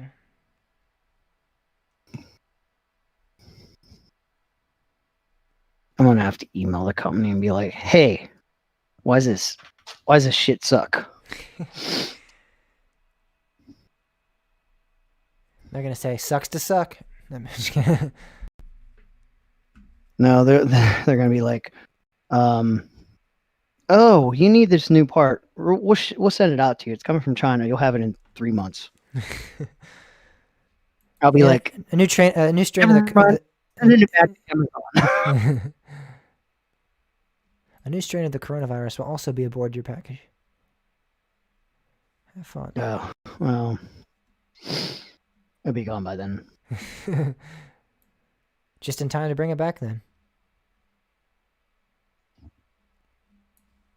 All right, are you ready? 1 sec.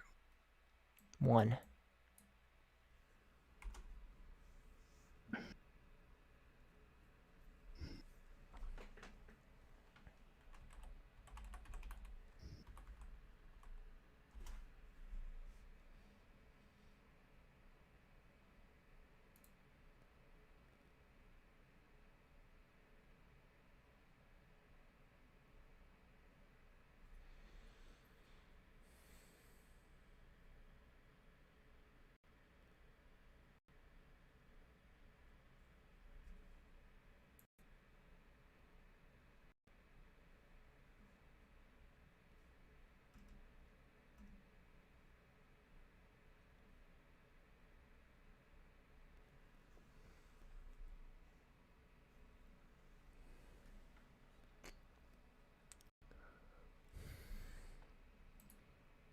Anytime today.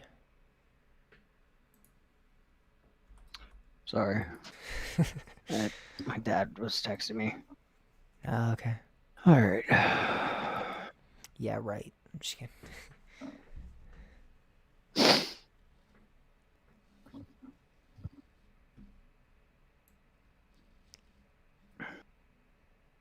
Oh, you guys were talking about a lot of stuff.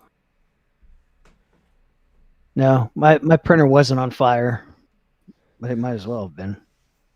It wasn't doing successfully, that's for sure.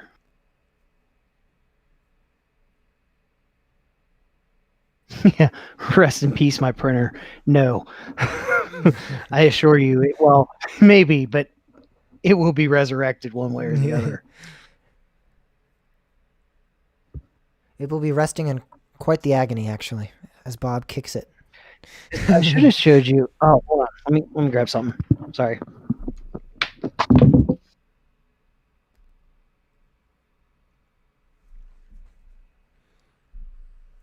Oh boy.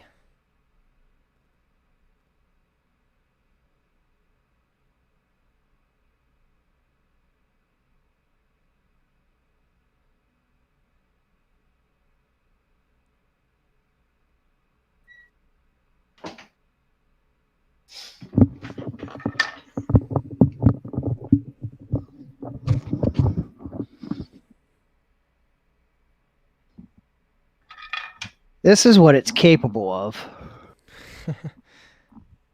Yep. But see, small footprint, it did okay.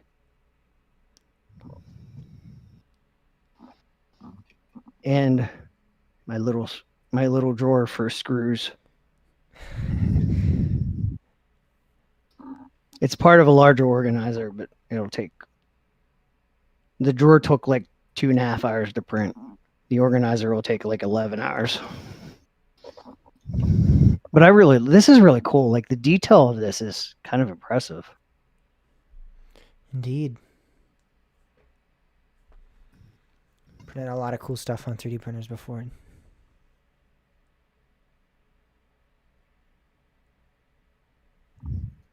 It's amazing how much stuff is out there too. Like, it's amazing like people like actually are like good at designing this stuff. Guess who had to do some of that? You? Indeed. Using programs like Fusion, AutoCAD.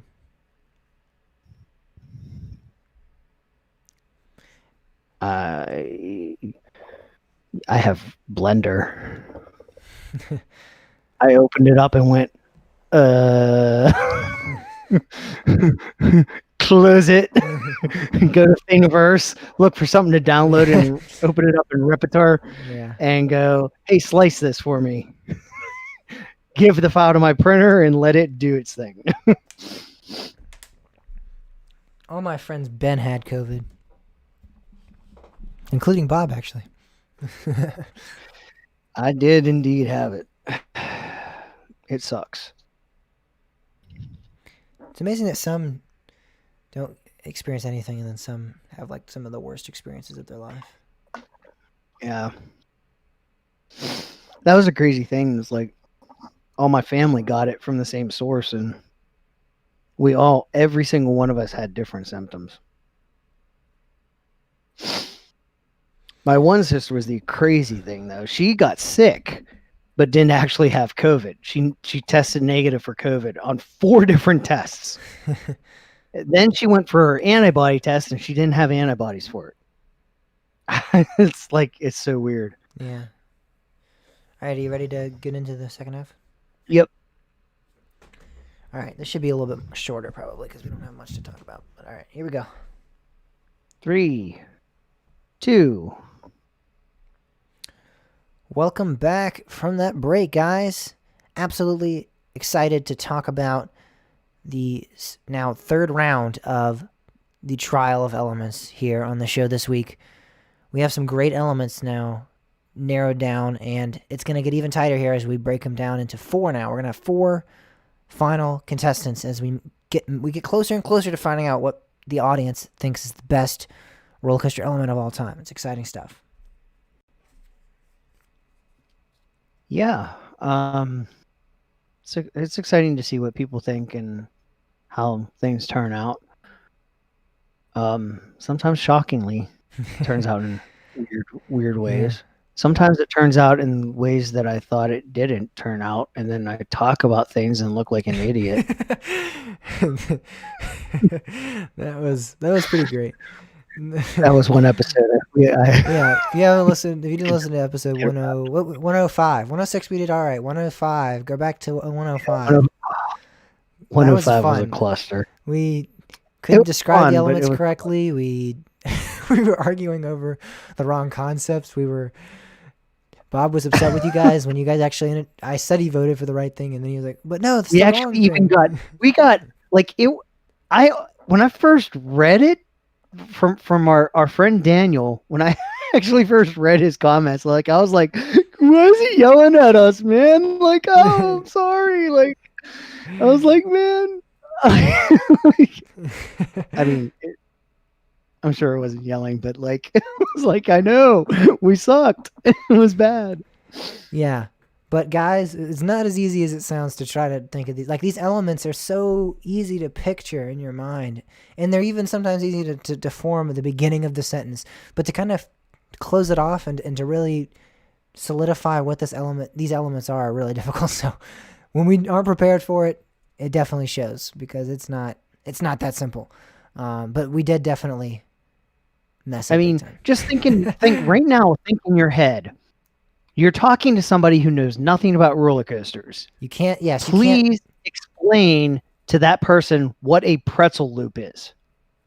And no, you can't just say it's a loop that's shaped like a pretzel because that's not, like, that doesn't, no. You try to explain it, but think it through in your head. Yeah. Just go ahead. No Googling, no searching. Just in your head, just explain it. And you cannot use other elements either. You can't use do other a elements to try to Cobra explain it. Like, yes, you can. Right, You yeah. can to maybe aid it along, but you can't use it to just describe the entire element. Oh, it's just a dive loop inverted or something. You can't just. I mean, that's not what it is. But for example, you couldn't just say that. Like, yeah, you could maybe say, well, it starts off kind of like a dive loop, and then but you know how like it evens out. But you can't just. I don't know. It's just. It's not as easy as it sounds, for sure. Yeah. But again, that was our bad. We should have been more prepared. But we are more prepared this week, guys. Trust us. And we were last week as well. So, and in the I future, reserve judgment till the end of the show. in the future, we will also be more prepared as well. So let's start it off with the Batwing, because the Batwing faced off against the Zero G Stall. Batwing. Yeah, so this is formed by the exit of a dive loop, which goes directly into an Immelman. The two elements are positioned as if they're married to each other, and the train exits the element parallel to its entry and in the opposite direction. So think about Montu or Afterburn or Vortex, which was once standing at Kings Island. Vortex, I miss you. So that's up against a Zero G Stall. It's a roller coaster inversion that the track rotates 180 degrees while traveling uphill, fully inverting riders. The track then levels out, and while traveling downwards, the track rotates 180 degrees again, but in the opposite direction. You can find this on Goliath, Still Vengeance, and Wicked Cyclone. Which Goliath? Any Goliath? No, Goliath at Six Flags Great Adventure. Great America, excuse me. Great Adventure does not have a Goliath. There's a lot. Wait, there's not many Six Flags parks that don't have a Goliath. Yeah, I don't think it's far and few between for or sure. a Batman. Yeah. Great Adventure does have a Batman, so. All right, the Zero G Stall and the Batwing went head to head, and the winner of the competition was the Zero G Stall.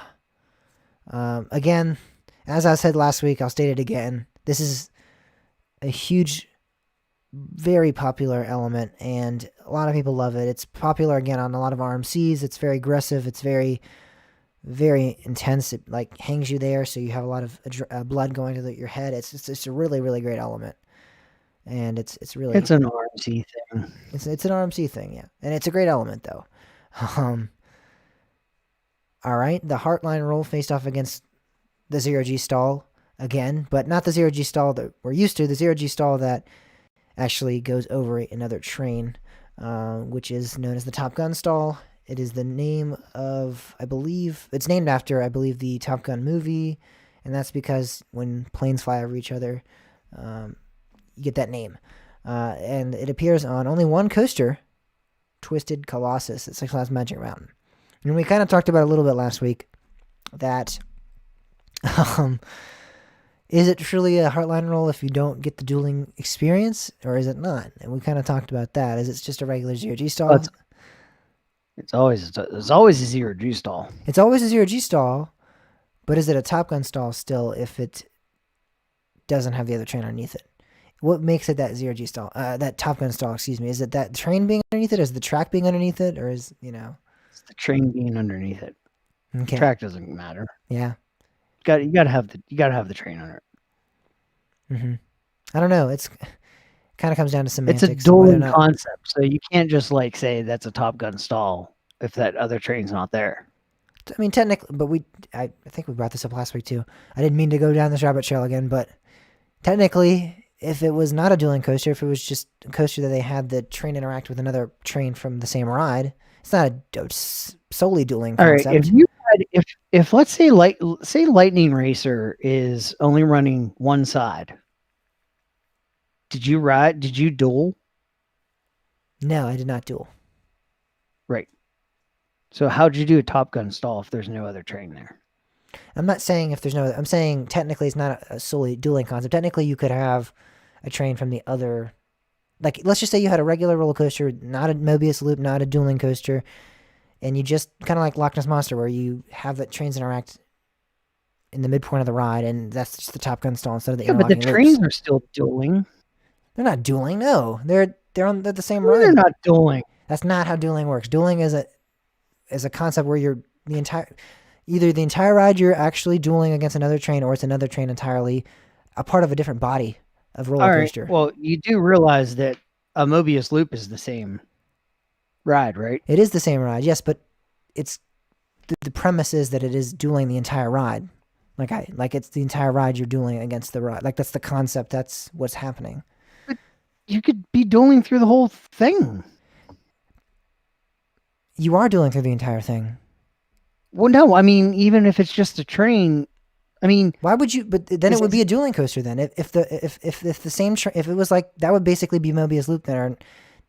Like if a regular roller coaster that just like Loch Ness Monster when they interact. So when the Loch Ness Monster goes through the interlocking loops, you call that dueling?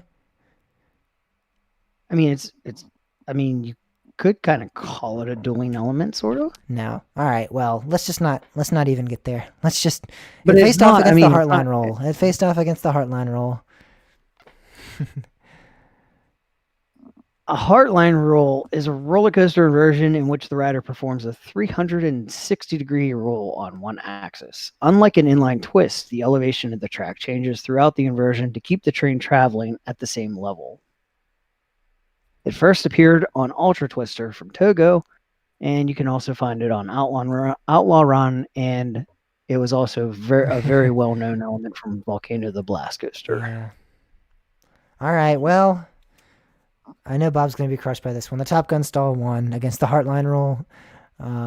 It's going to come down to this: the zero G stall versus the Top Gun stall, which is pretty great. But that's what it Imagine looks that to be. RMC famous elements. RMC exclusive elements for the Top Gun stall too. All right, well, that's who won that battle. The pretzel loop was against the triple quad down, or the I keep saying that. That's the second show in a row I've said that. The triple/quad down. There is no triple quad down. That's not how it works. The triple/quad down faced off against the pretzel loop. The triple quad down is a hill that has been divided into 3 or 4, depending on, again, if it's a triple or quad, separated drops by flattening out of the drops midway through each hill. So you have the Voyage, which has this element, and you have Lightning Rod, which has this element. A pretzel loop. Are they salted or unsalted? Not really sure about that. But You might get it's some honey essentially mustard on the a pretzel side, loop. or I know, yeah, or some cheese in the middle. yeah. I guess it depends on who's riding. Pretzel loop is essentially a vertical loop which starts elevated and dives downward. The entrance and exit points cross overlap, forming a shape resembling a pretzel. And since it's hard to visualize that, you can look at Manta, Tatsu, and Superman Ultimate Flight. Or you can just imagine a pretzel-shaped loop. All right. Well, With salt. the triple quad down. Oh my gosh. The triple/quad down. The triple/quad down won the battle, of course. I mean, the pretzel loop's a great element, but the triple/quad down is well renowned. People say that Voyage is so great because of it. Lightning Rod is a critically acclaimed ride because of its. Of course, those rides are all great in their own, but Boulder that Dash, element, I think, also. yeah, Boulder Dash has one. Those rides all are great on their own, but with that element is really where a lot of people say is some of the greatest airtime of all time. So this element is well loved, so it makes sense that it's going on to the next I mean, round. heck, even a double down. You got Phoenix and then you've got Jackrabbit at Kennywood, which are both phenomenal elements with just 2. Yep. And we're talking about 3 or 4. Yeah, it's an exceptional element. All right, so finally, we have the Stangle Dive versus the Raven Turn. So the Stangle Dive combines an overbank turn with a camelback hill. The train goes up a regular hill, quickly tilts beyond 90 degrees at the very top, and then dives back down. It appears on Goliath at Wallaby Holland. And again, as I stated on last week's show, there are some elements. Some people dispute whether or not it's on other rides, but RCDB only lists it as Goliath having it. I know like people say Copperhead Strike has one, but I've also heard it mentioned as just like elongated bank turn. So I don't know. But I'm just going to stick with the example of RCDB that they provide. So there we go.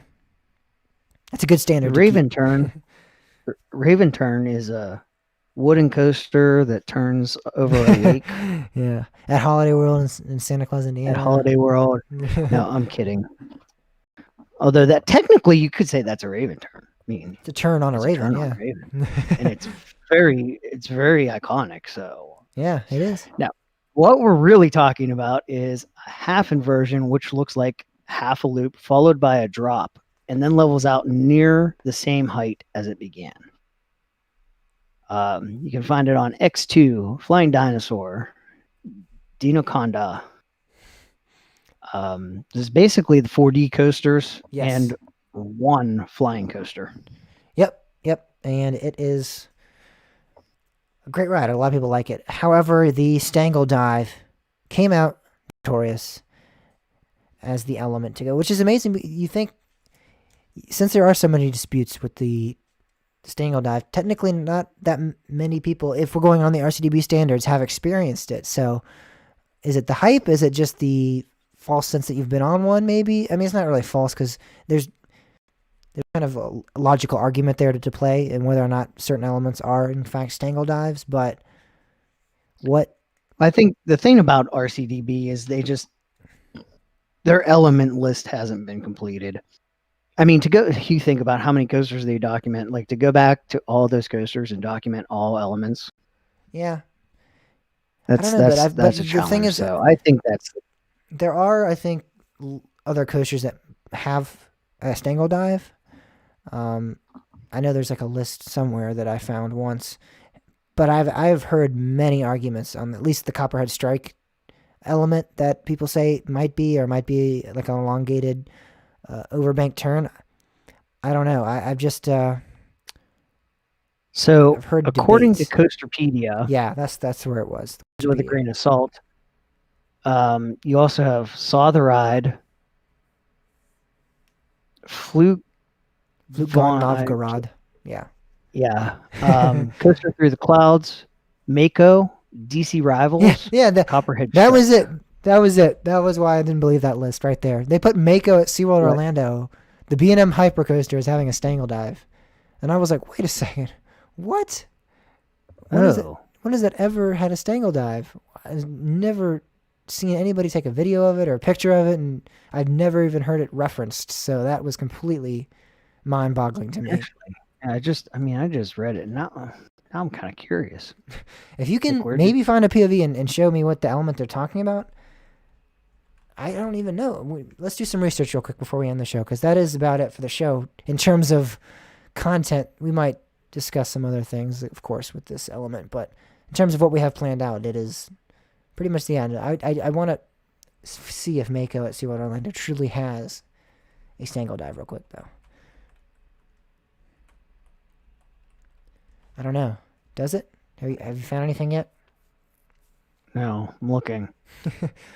We're Hey, looking, live chat, help us research, out here. research, stalling for time Find us as the video justification. loads. I'm trying to watch a POV here. I'm really trying, because I've seen this ride a lot, and I've just never. You did pause the show, right? No, I didn't. Oh. I stopped mine. I thought we were paused. I thought that's What why the you fuck? were Are you pausing. kidding me? I've been going for like. Nope. I've been going for like. How long have you stopped?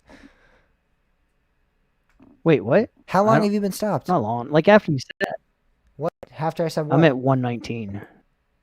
Yeah, I'm at 120. Huh? After you said like. Okay, so you did stop. You said you were going to do some research. You meant to stop the show, right? That's what I'm No. saying. I'm trying to watch a POV here. I did not stop, Bob. When was that ever? Well, how come? In terms of what we Huh? have planned out, it is. You're behind. Pretty much the end. I want to see if Mako at SeaWorld Orlando truly has a Stangle dive real quick. I stopped at 119 when you said. I don't know. I forget Does it? exactly what you said at Have that you point. found but anything? You were like, "All right, we're going to do some research here before we end the show." I think that's where I stopped it. Yeah, I didn't mean like we're stopping the show. I meant we're doing some research real quick while we're mind-boggling to me. Usually, you're like, "I always want to roll it," and If you you're can like, "No." maybe we find a have to POV stop." and show me what the element they're talking So about. this time I was actually like, When "Oh, did you I tell don't me? even No, know." I'm trying to Let's figure do out some when, when did you stop? I need to figure out. Let me see what 119 was. Yeah. That was it. That was it. That was why I didn't believe that list right there. They put Mako at SeaWorld Orlando. The B&M Hypercoaster is having a Stangle dive. And I was like, wait a we need second. help What? finding a When is it? justification ever for had a Stangle Mako dive? having a I've Stangle dive. never seen anybody take a video of it or a picture of it, and I've never even heard it referenced. So that was completely mind-boggling to me. If you can maybe find a POV and show me what the element they're talking about. You've stopped it now, I assume, I right? don't even know. Yeah, I'm still going. Let's do some research real quick before we end the show, because that is about it for the Oh, show. you're an idiot In then. terms of content, we might discuss some other things, of course, with this element. But in terms of what we have planned out, it is pretty much the end. I want to see if Mako at SeaWorld Orlando truly has a Stangle dive real quick, though. So is it right where I said I truly want to see if Mako has a Stangle dive, though? Because that's the one. Yeah, somewhere around there. All right, I'll just in edit in post production. I'll get it.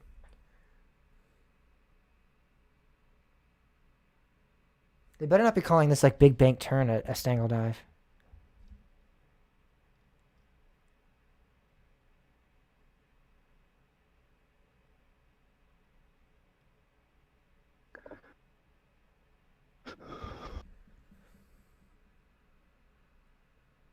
Hey, there's those brakes.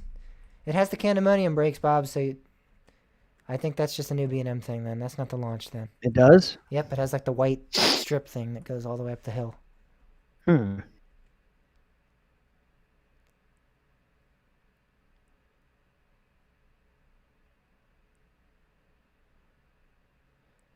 I'm really having a tough time here. I don't see I don't. It has a speedo.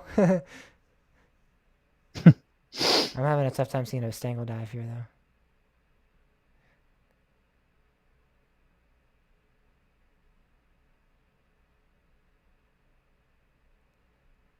Oh, if they call that I don't know.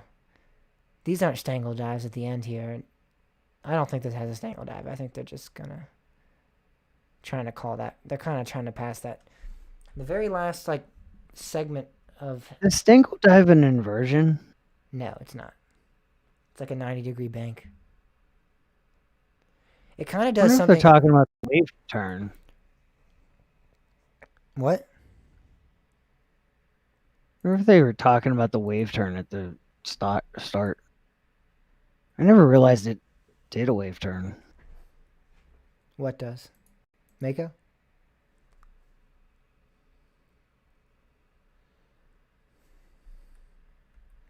Huh. Does it list when the stangle dive is on that site or no? I probably not. No, that That'd would be too easy. Yeah.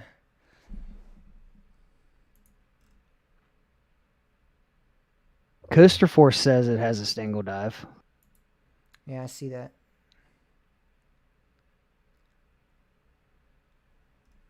But I'm still having a tough time seeing where it's at.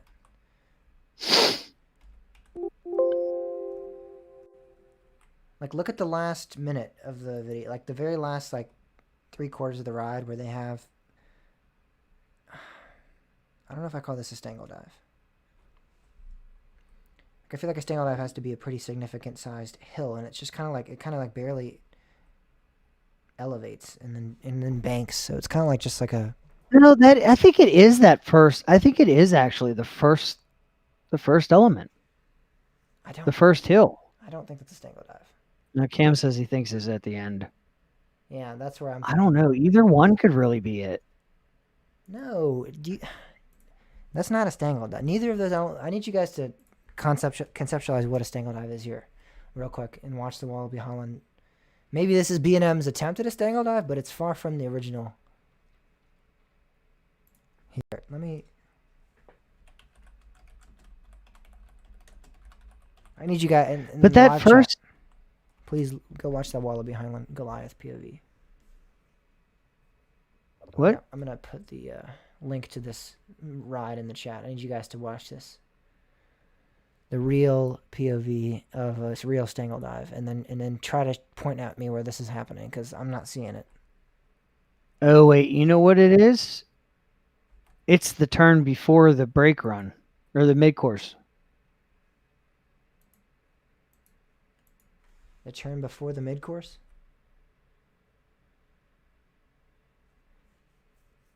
No, actually, it could be those two things at the end. Oh God, I don't know. Exactly. It's just a bunch of. It's so hard to tell because there's just a bunch of bank turns. Like.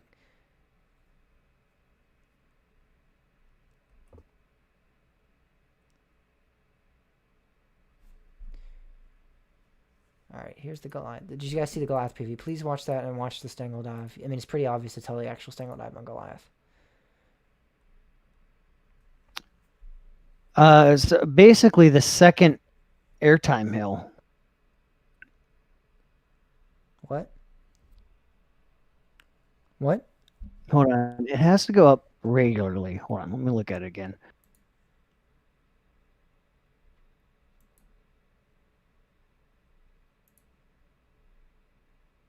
No, it starts banking before it goes up. It is a turn though. Please, I guys, think it is that turn. watch the Goliath one. It's just like it's so much more. It's so much more obvious to tell what it is. I think it's that turn. It's definitely that turn. I know it. It's that turn before the not the. It's the turn after the mid course after that other airtime hill. That's what they're saying. It's that. Yeah. It's just like so small. It's like to me No, but that doesn't. it is. It 100% is. It's doing a bit of an airtime hill and it's banking at the same time. That's what the definition is. Yeah, but it banks. Those bank before they go into it. Doesn't matter. Where is the Stangle Dive on No, this? it doesn't. No, it doesn't. It's starting to bank a little bit, but it doesn't fully bank until it's at the top of the hill. Is the Stangle Dive right before the helix on Goliath? Yes, it's right before the helix.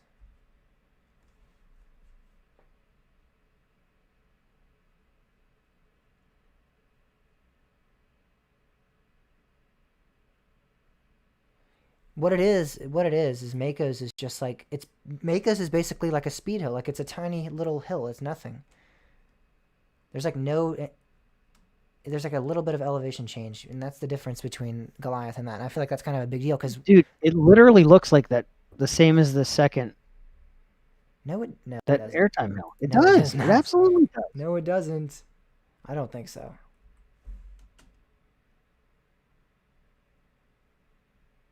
That to me is just a bank turn. That second airtime hill. If you want to, and if you want to say that's a stangle dive, for the same reason that you just said the other thing can't be a stangle dive is the fact that this starts banking before you get up to the top. Stangle dive Well, definition yeah, that's what your justification. combines an All right, we overbank can turn with start a camelback. recording. The train goes over the regular hill of the camelback and then quickly tilts beyond 90 All right, degrees at the very top. hold up. Let's go ahead and start recording now that we know what we're looking at. But I don't know if that's I don't know if I agree if that it's either the very last element or it's this element. That's what I'm saying. We're going to argue.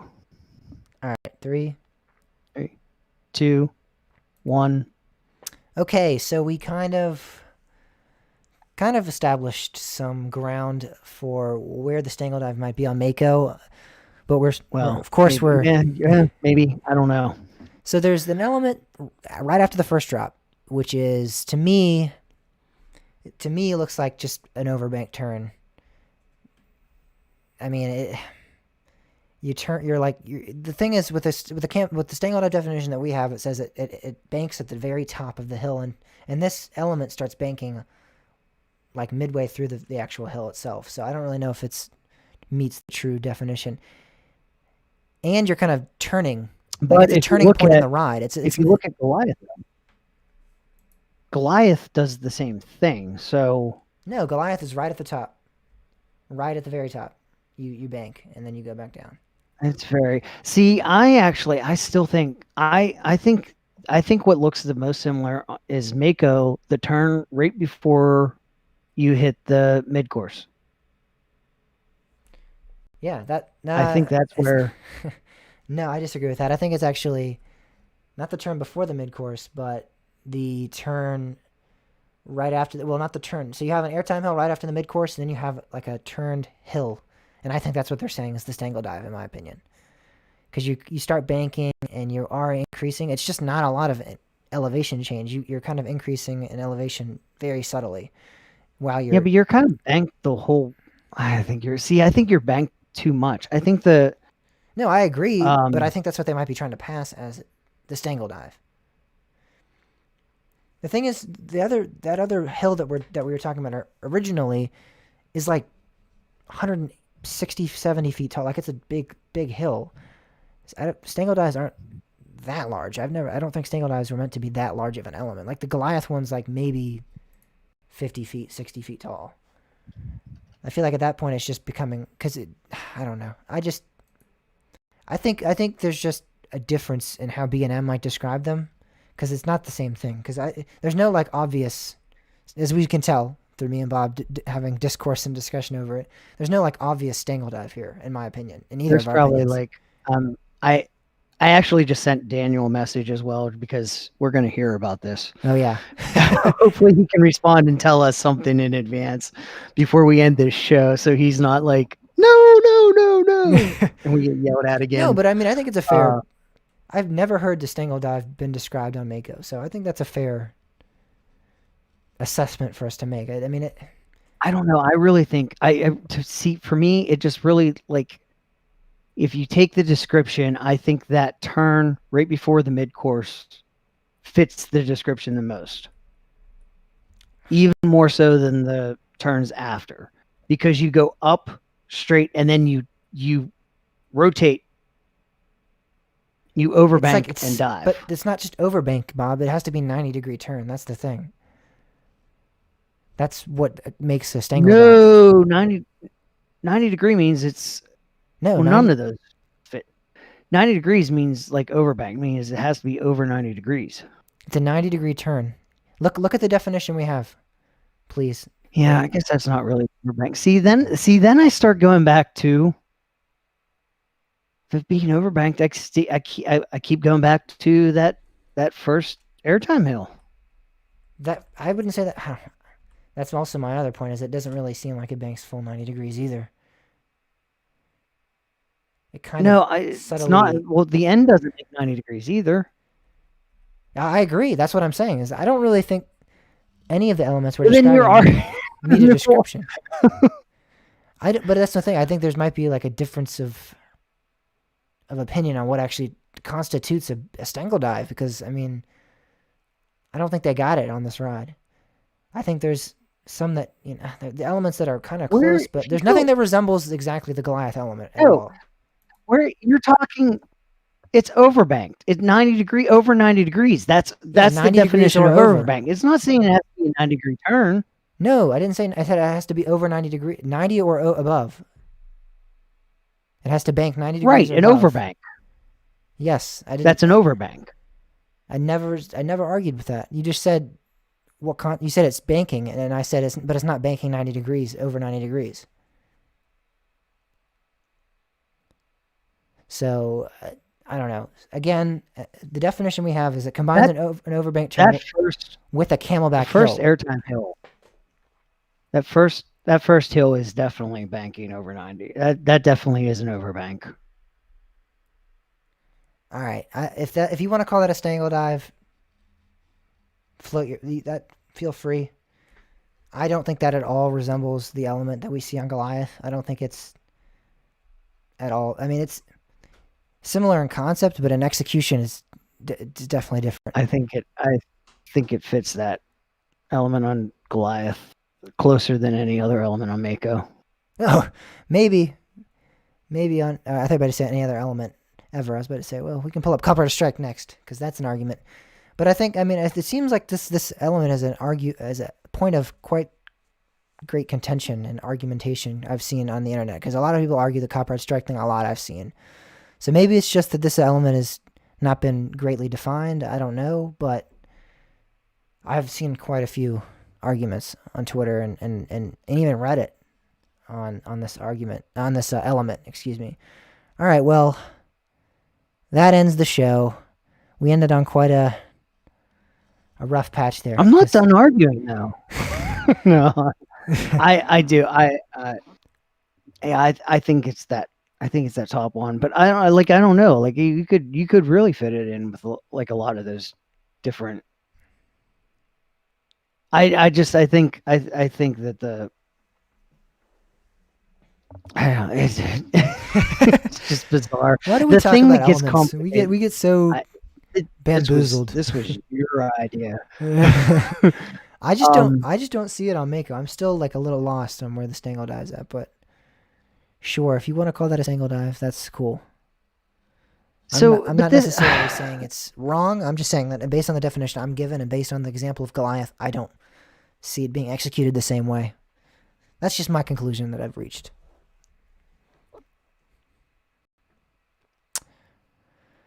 All right, well, that is the show. It's not to be confused with a wave turn. A wave turn doesn't actually turn, which is ironic. Yeah. What the hell were you thinking, RMC? Come on, man. I mean, I guess you go in the sky and then turn back down towards the ground. Is that how they get that? I don't know. I think it's supposed to be like a wave, like in the ocean, somehow imitating that. Well, no, I get that, but where's the turn come in? Because like it's not a turn. That's actually you're turning on your side. That might be what you're saying, because you turn on your side. Maybe that's what it is. Because really, a wave turn and a Stengel dive are basically kind of the same thing, except the Stengel dive turns, which is ironic because the wave turn dives more and the dive turns more. Oh, so, roller coaster designers and your names. How does that work? All right, well, that is about it for the show. We hope you guys enjoyed. How bad? Well, wait. First, here's the question: how badly are we going to get yelled at by Dan? Oh, God. That's the question I have. I don't think we did. I think we did good. Other than when we got into the Stengel dive stuff, we're gonna get some grief for that. That's what I'm talking about. The Stengel dive stuff. Like, how bad are we gonna get yelled at? I don't know, and I'm curious to see who he sides with too. who is taking on? Yeah, the account. He didn't respond. I sent him a message, so He had his We time got to that. shine, right? He had his time. he had a chance. He Yeah. had a chance. All right, that is it for this If week's only he episode. was sitting by his computer waiting for us. That's it for this week's episode. Go to cushtalkpodcast.com/shop if you want to purchase any merchandise, represent the podcast at all at any different parks. That would be awesome. We'd really appreciate it.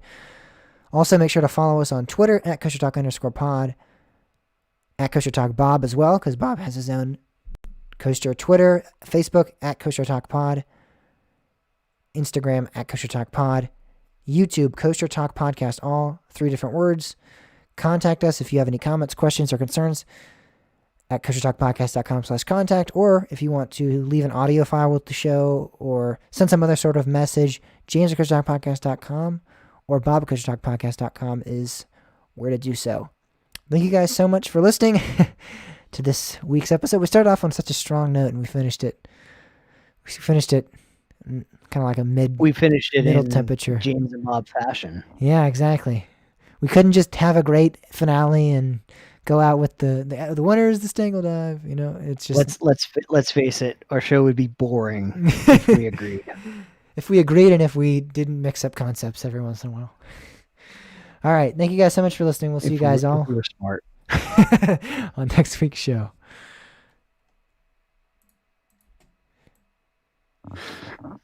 Oh boy.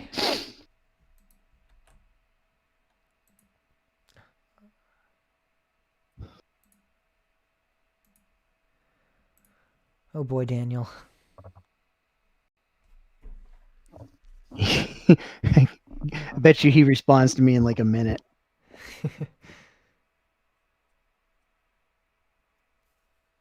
Uh-oh, Cam's confused. We confused the poor boy. We may have confused ourselves, actually. I just think that it's executed differently than the Goliath one. I think that very well could be, now that I see it more, what they're going for. I just think it's a lot larger, it's a lot more profound, and it's not as sharp and as aggressive as the Goliath one. So I think it's just executed completely different than its intent. Like, it's supposed to be like an aggressive somewhat element. That just doesn't look that aggressive. It just looks like almost like a bank turn kind of. That's what I was thinking, Cam. No, see, I don't know. The ends don't at the look end I like, kind of thought too. I don't think the end, but I think before the mid course or that second airtime hill, I think those could be, because that's the thing. If you go directly by the description, I think the turn right before the mid course makes the most sense. Although that doesn't seem banked quite as much. So that's what makes me start leaning more towards the second airtime hill. Just because the overbank amount.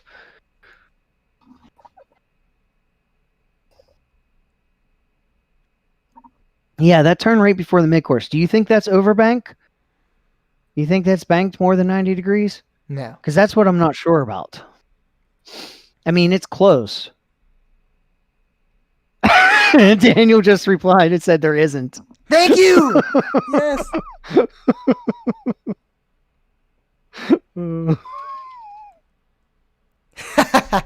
Yes. Oh, it's totally executed differently.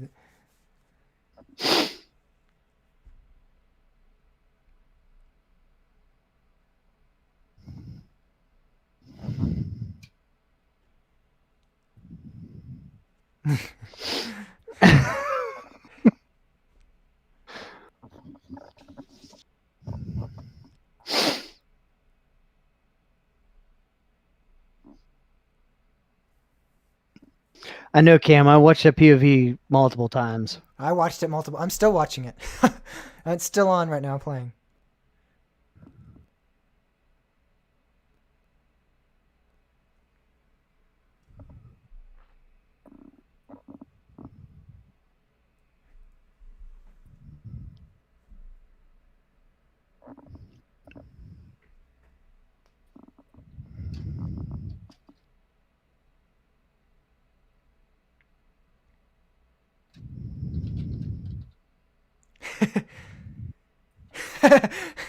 Oh boy. Executed.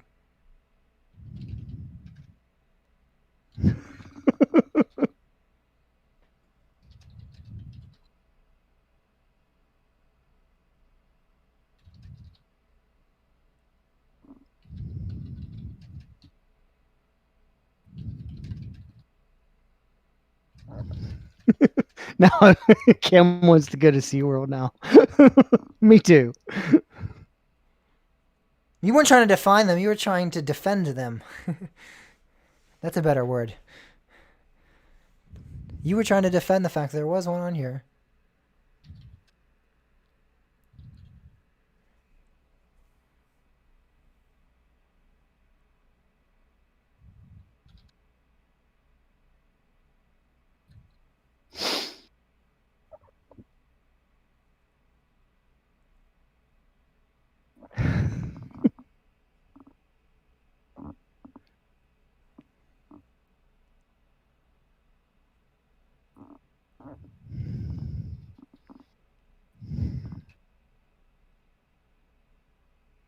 Thank you.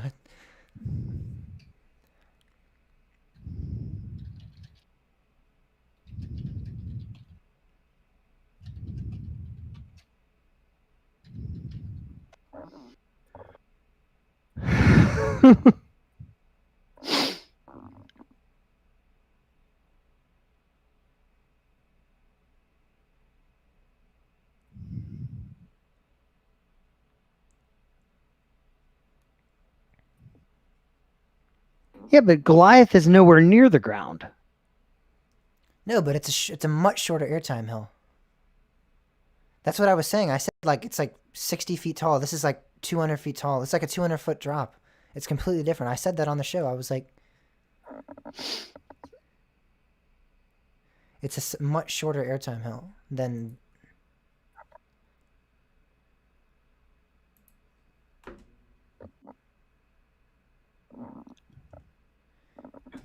60 feet might even be a generous. I don't even know if it's that tall. Let me see. Maybe 50.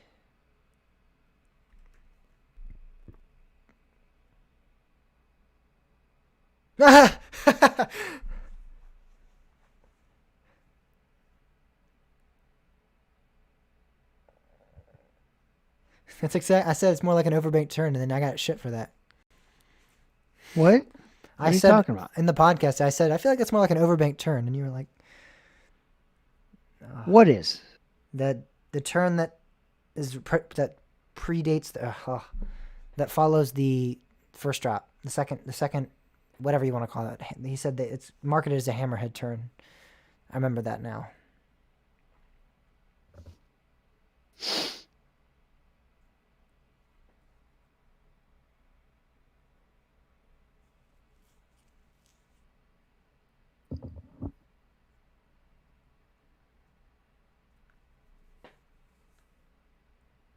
Well, I mean, I clearly recognize the hammerhead.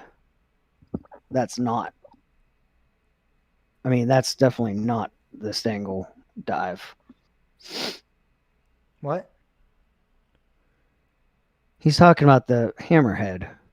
He's talking about the second airtime hill that you said is the Stangle dive. This element here that you said is this very second one. He's talking about that.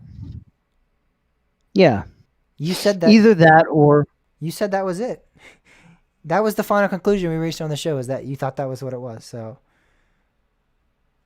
no, only because you were telling me that the one before the mid course wasn't 90 degrees, and then I started thinking that might one not. isn't. That one is definitely not 90 degrees either. Right.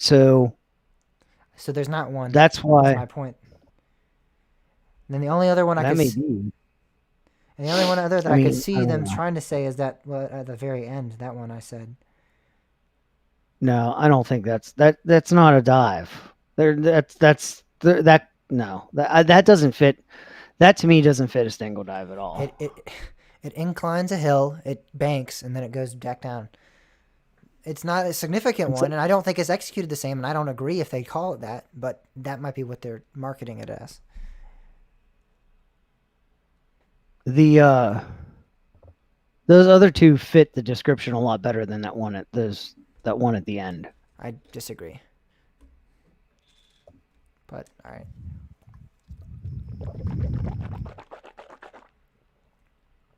I'm pretty sure Intimidator has like the exact same turn as these two, so that would mean that Intimidator has a Stangle Dive. If that was what you were saying, is I should have said that on the show too, but I didn't because I was pretty sure that element is on Intimidator too.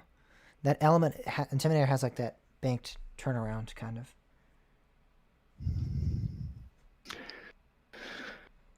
Yeah, I've always loved that thing. That's that's one of the greatest feelings on the ride, I think. Cuz you're like in the air and it kind of like nudges you to the side. It's just such a unique feeling.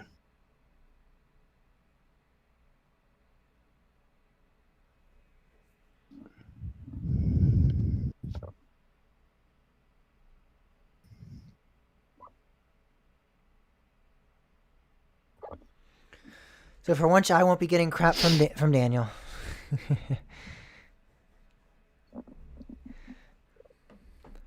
I mean, we were going on the assumption that the sites that call it are correct.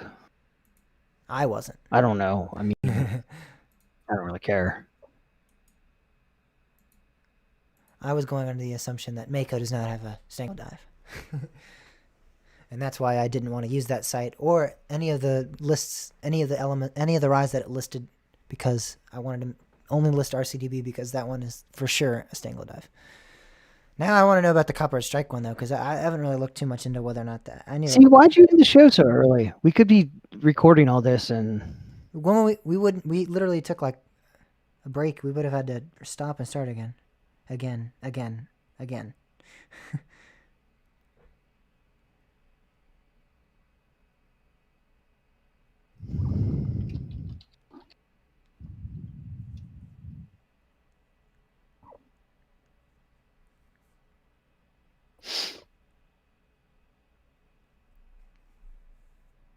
I'm not even going to look at the Copperhead POV because I don't want to know. I don't know, man. It's a weird element. It doesn't really do it right. I guess it does, yeah. I would say that's a Stangle Dive. I would say that's a Stangle Dive, yeah. Right at the apex of the hill, it snaps.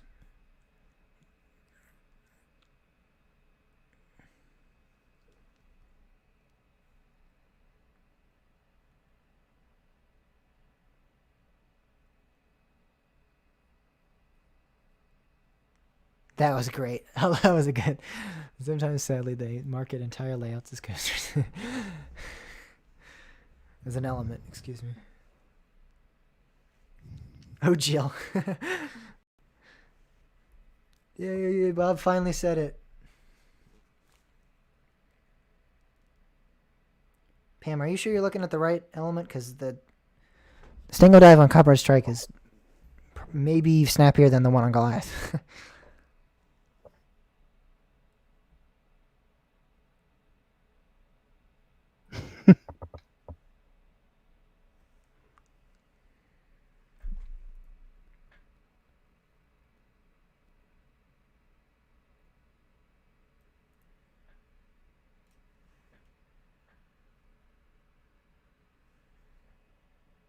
The heck?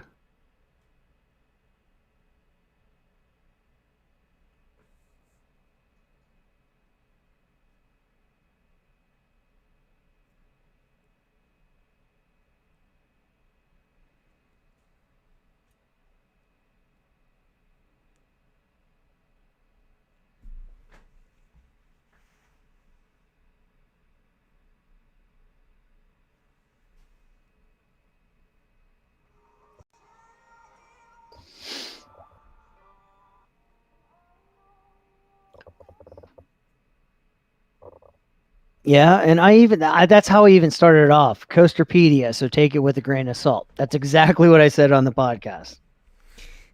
But then you went on to argue that they had one. It wasn't my argument. The whole argument was like if they're calling one, like I wasn't defending that it has one. The whole argument, the point was, what are they calling this dangle dive?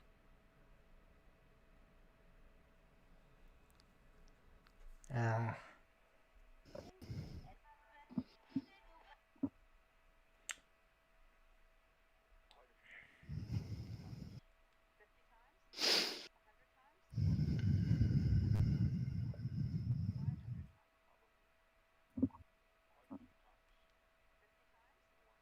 All right, I got to look at I-232 now.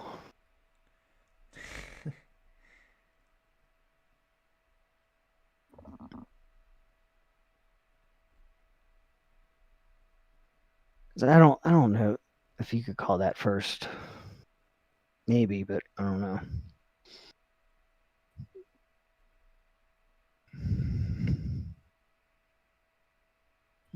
it's not exactly the same, but it's very similar in the sense that it goes up and it banks very, very similar to like what this is trying to accomplish. I think the Mako one takes it a little bit No, more. that I-232 doesn't. That's not a stangle dive. No, I It's not agree, banked in. and neither is the Mako one. So that's my point, kind of.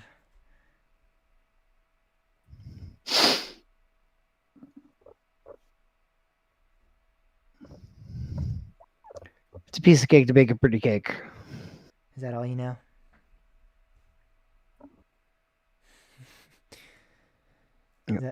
If your way is hazy. There's only one truth in life. There's only one thing Bob knows for certain. And that is... It's a piece of cake to bake a pretty cake. Ugh.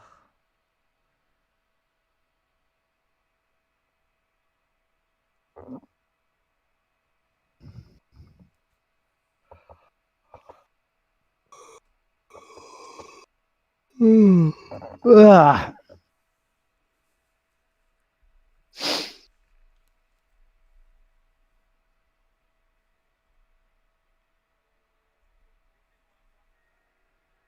We need to have Daniel on to argue with him. Maybe next week let's bring Daniel on. All right. For the trial the elements section. Yeah.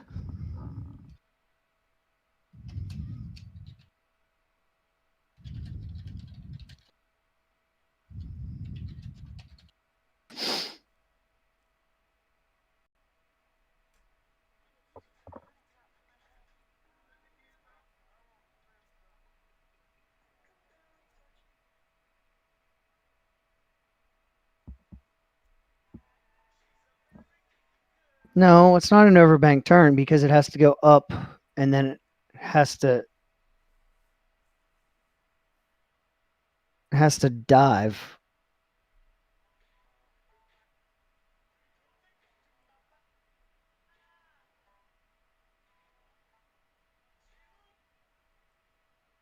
So it has to enter like it's entering an airtime hill, which is that's the argument for why the second hill on Mako wouldn't be a stangle dive. But that's the aspect that points me. I didn't hear you. Pam saying it's a fancy name for an overbank turn. And I'm saying that it has to enter basically like a normal airtime hill, which is what makes me think more towards the turn right before the mid course. But then that doesn't seem to necessarily overbank. So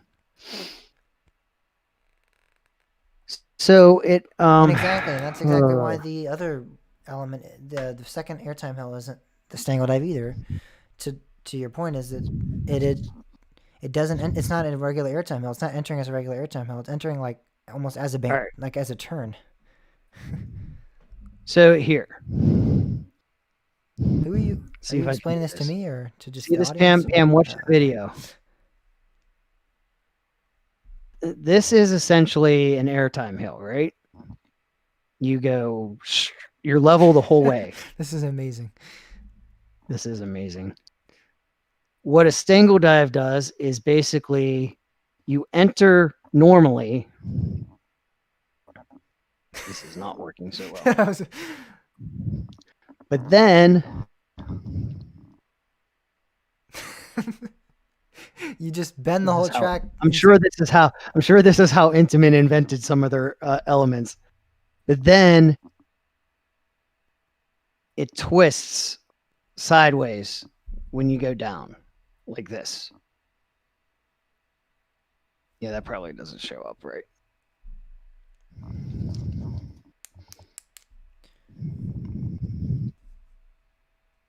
I need a measuring tape. And also, overbank turns are turns. They're turning you in a direction.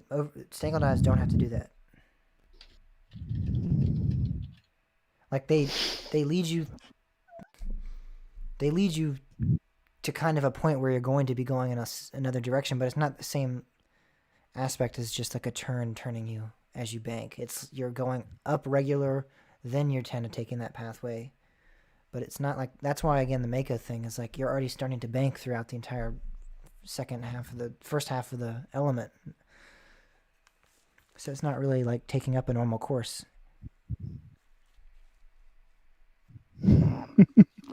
Hey, I'll be riding it too, Pam, so touche.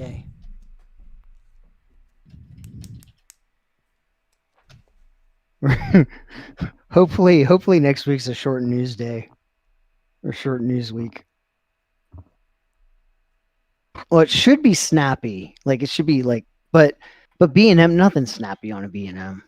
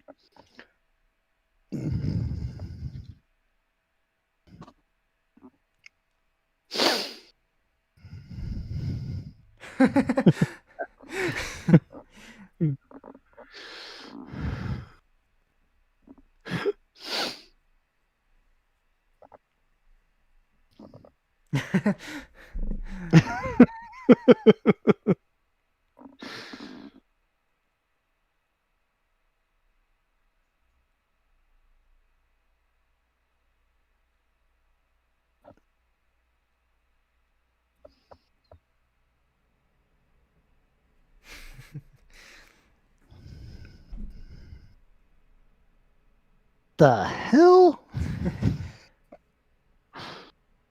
I have something for Pam here. Well, I might. Let's see. It's a piece of cake to break a booty cake. Oh my god.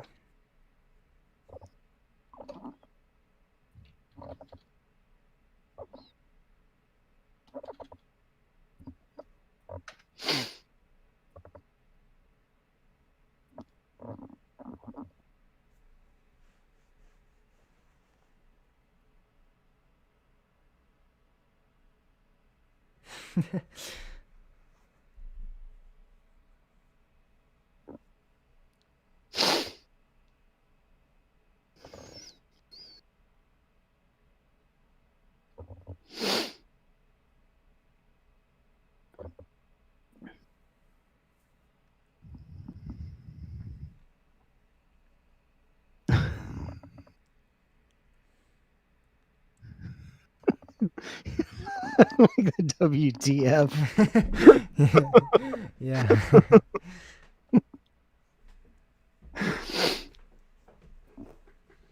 All right, guys. I am going to call it a night. I have a history test tomorrow, so we'll talk about the Stangle Dive next week, I'm sure, because it's to the second round. So. Yeah, it is looking like Daniel's going to be on, so it should be a fun argument. About because me and him agree, so it'll be you two if you guys are arguing with the Stangle Dive. I'm gonna have to come up with some things that you clearly have wrong. All right. We'll see you guys all on next week's Right. show. My audio is uploading. Or we'll see you guys all Yep. next week's See you guys live next stream. week. Have a good night. All right. Bye.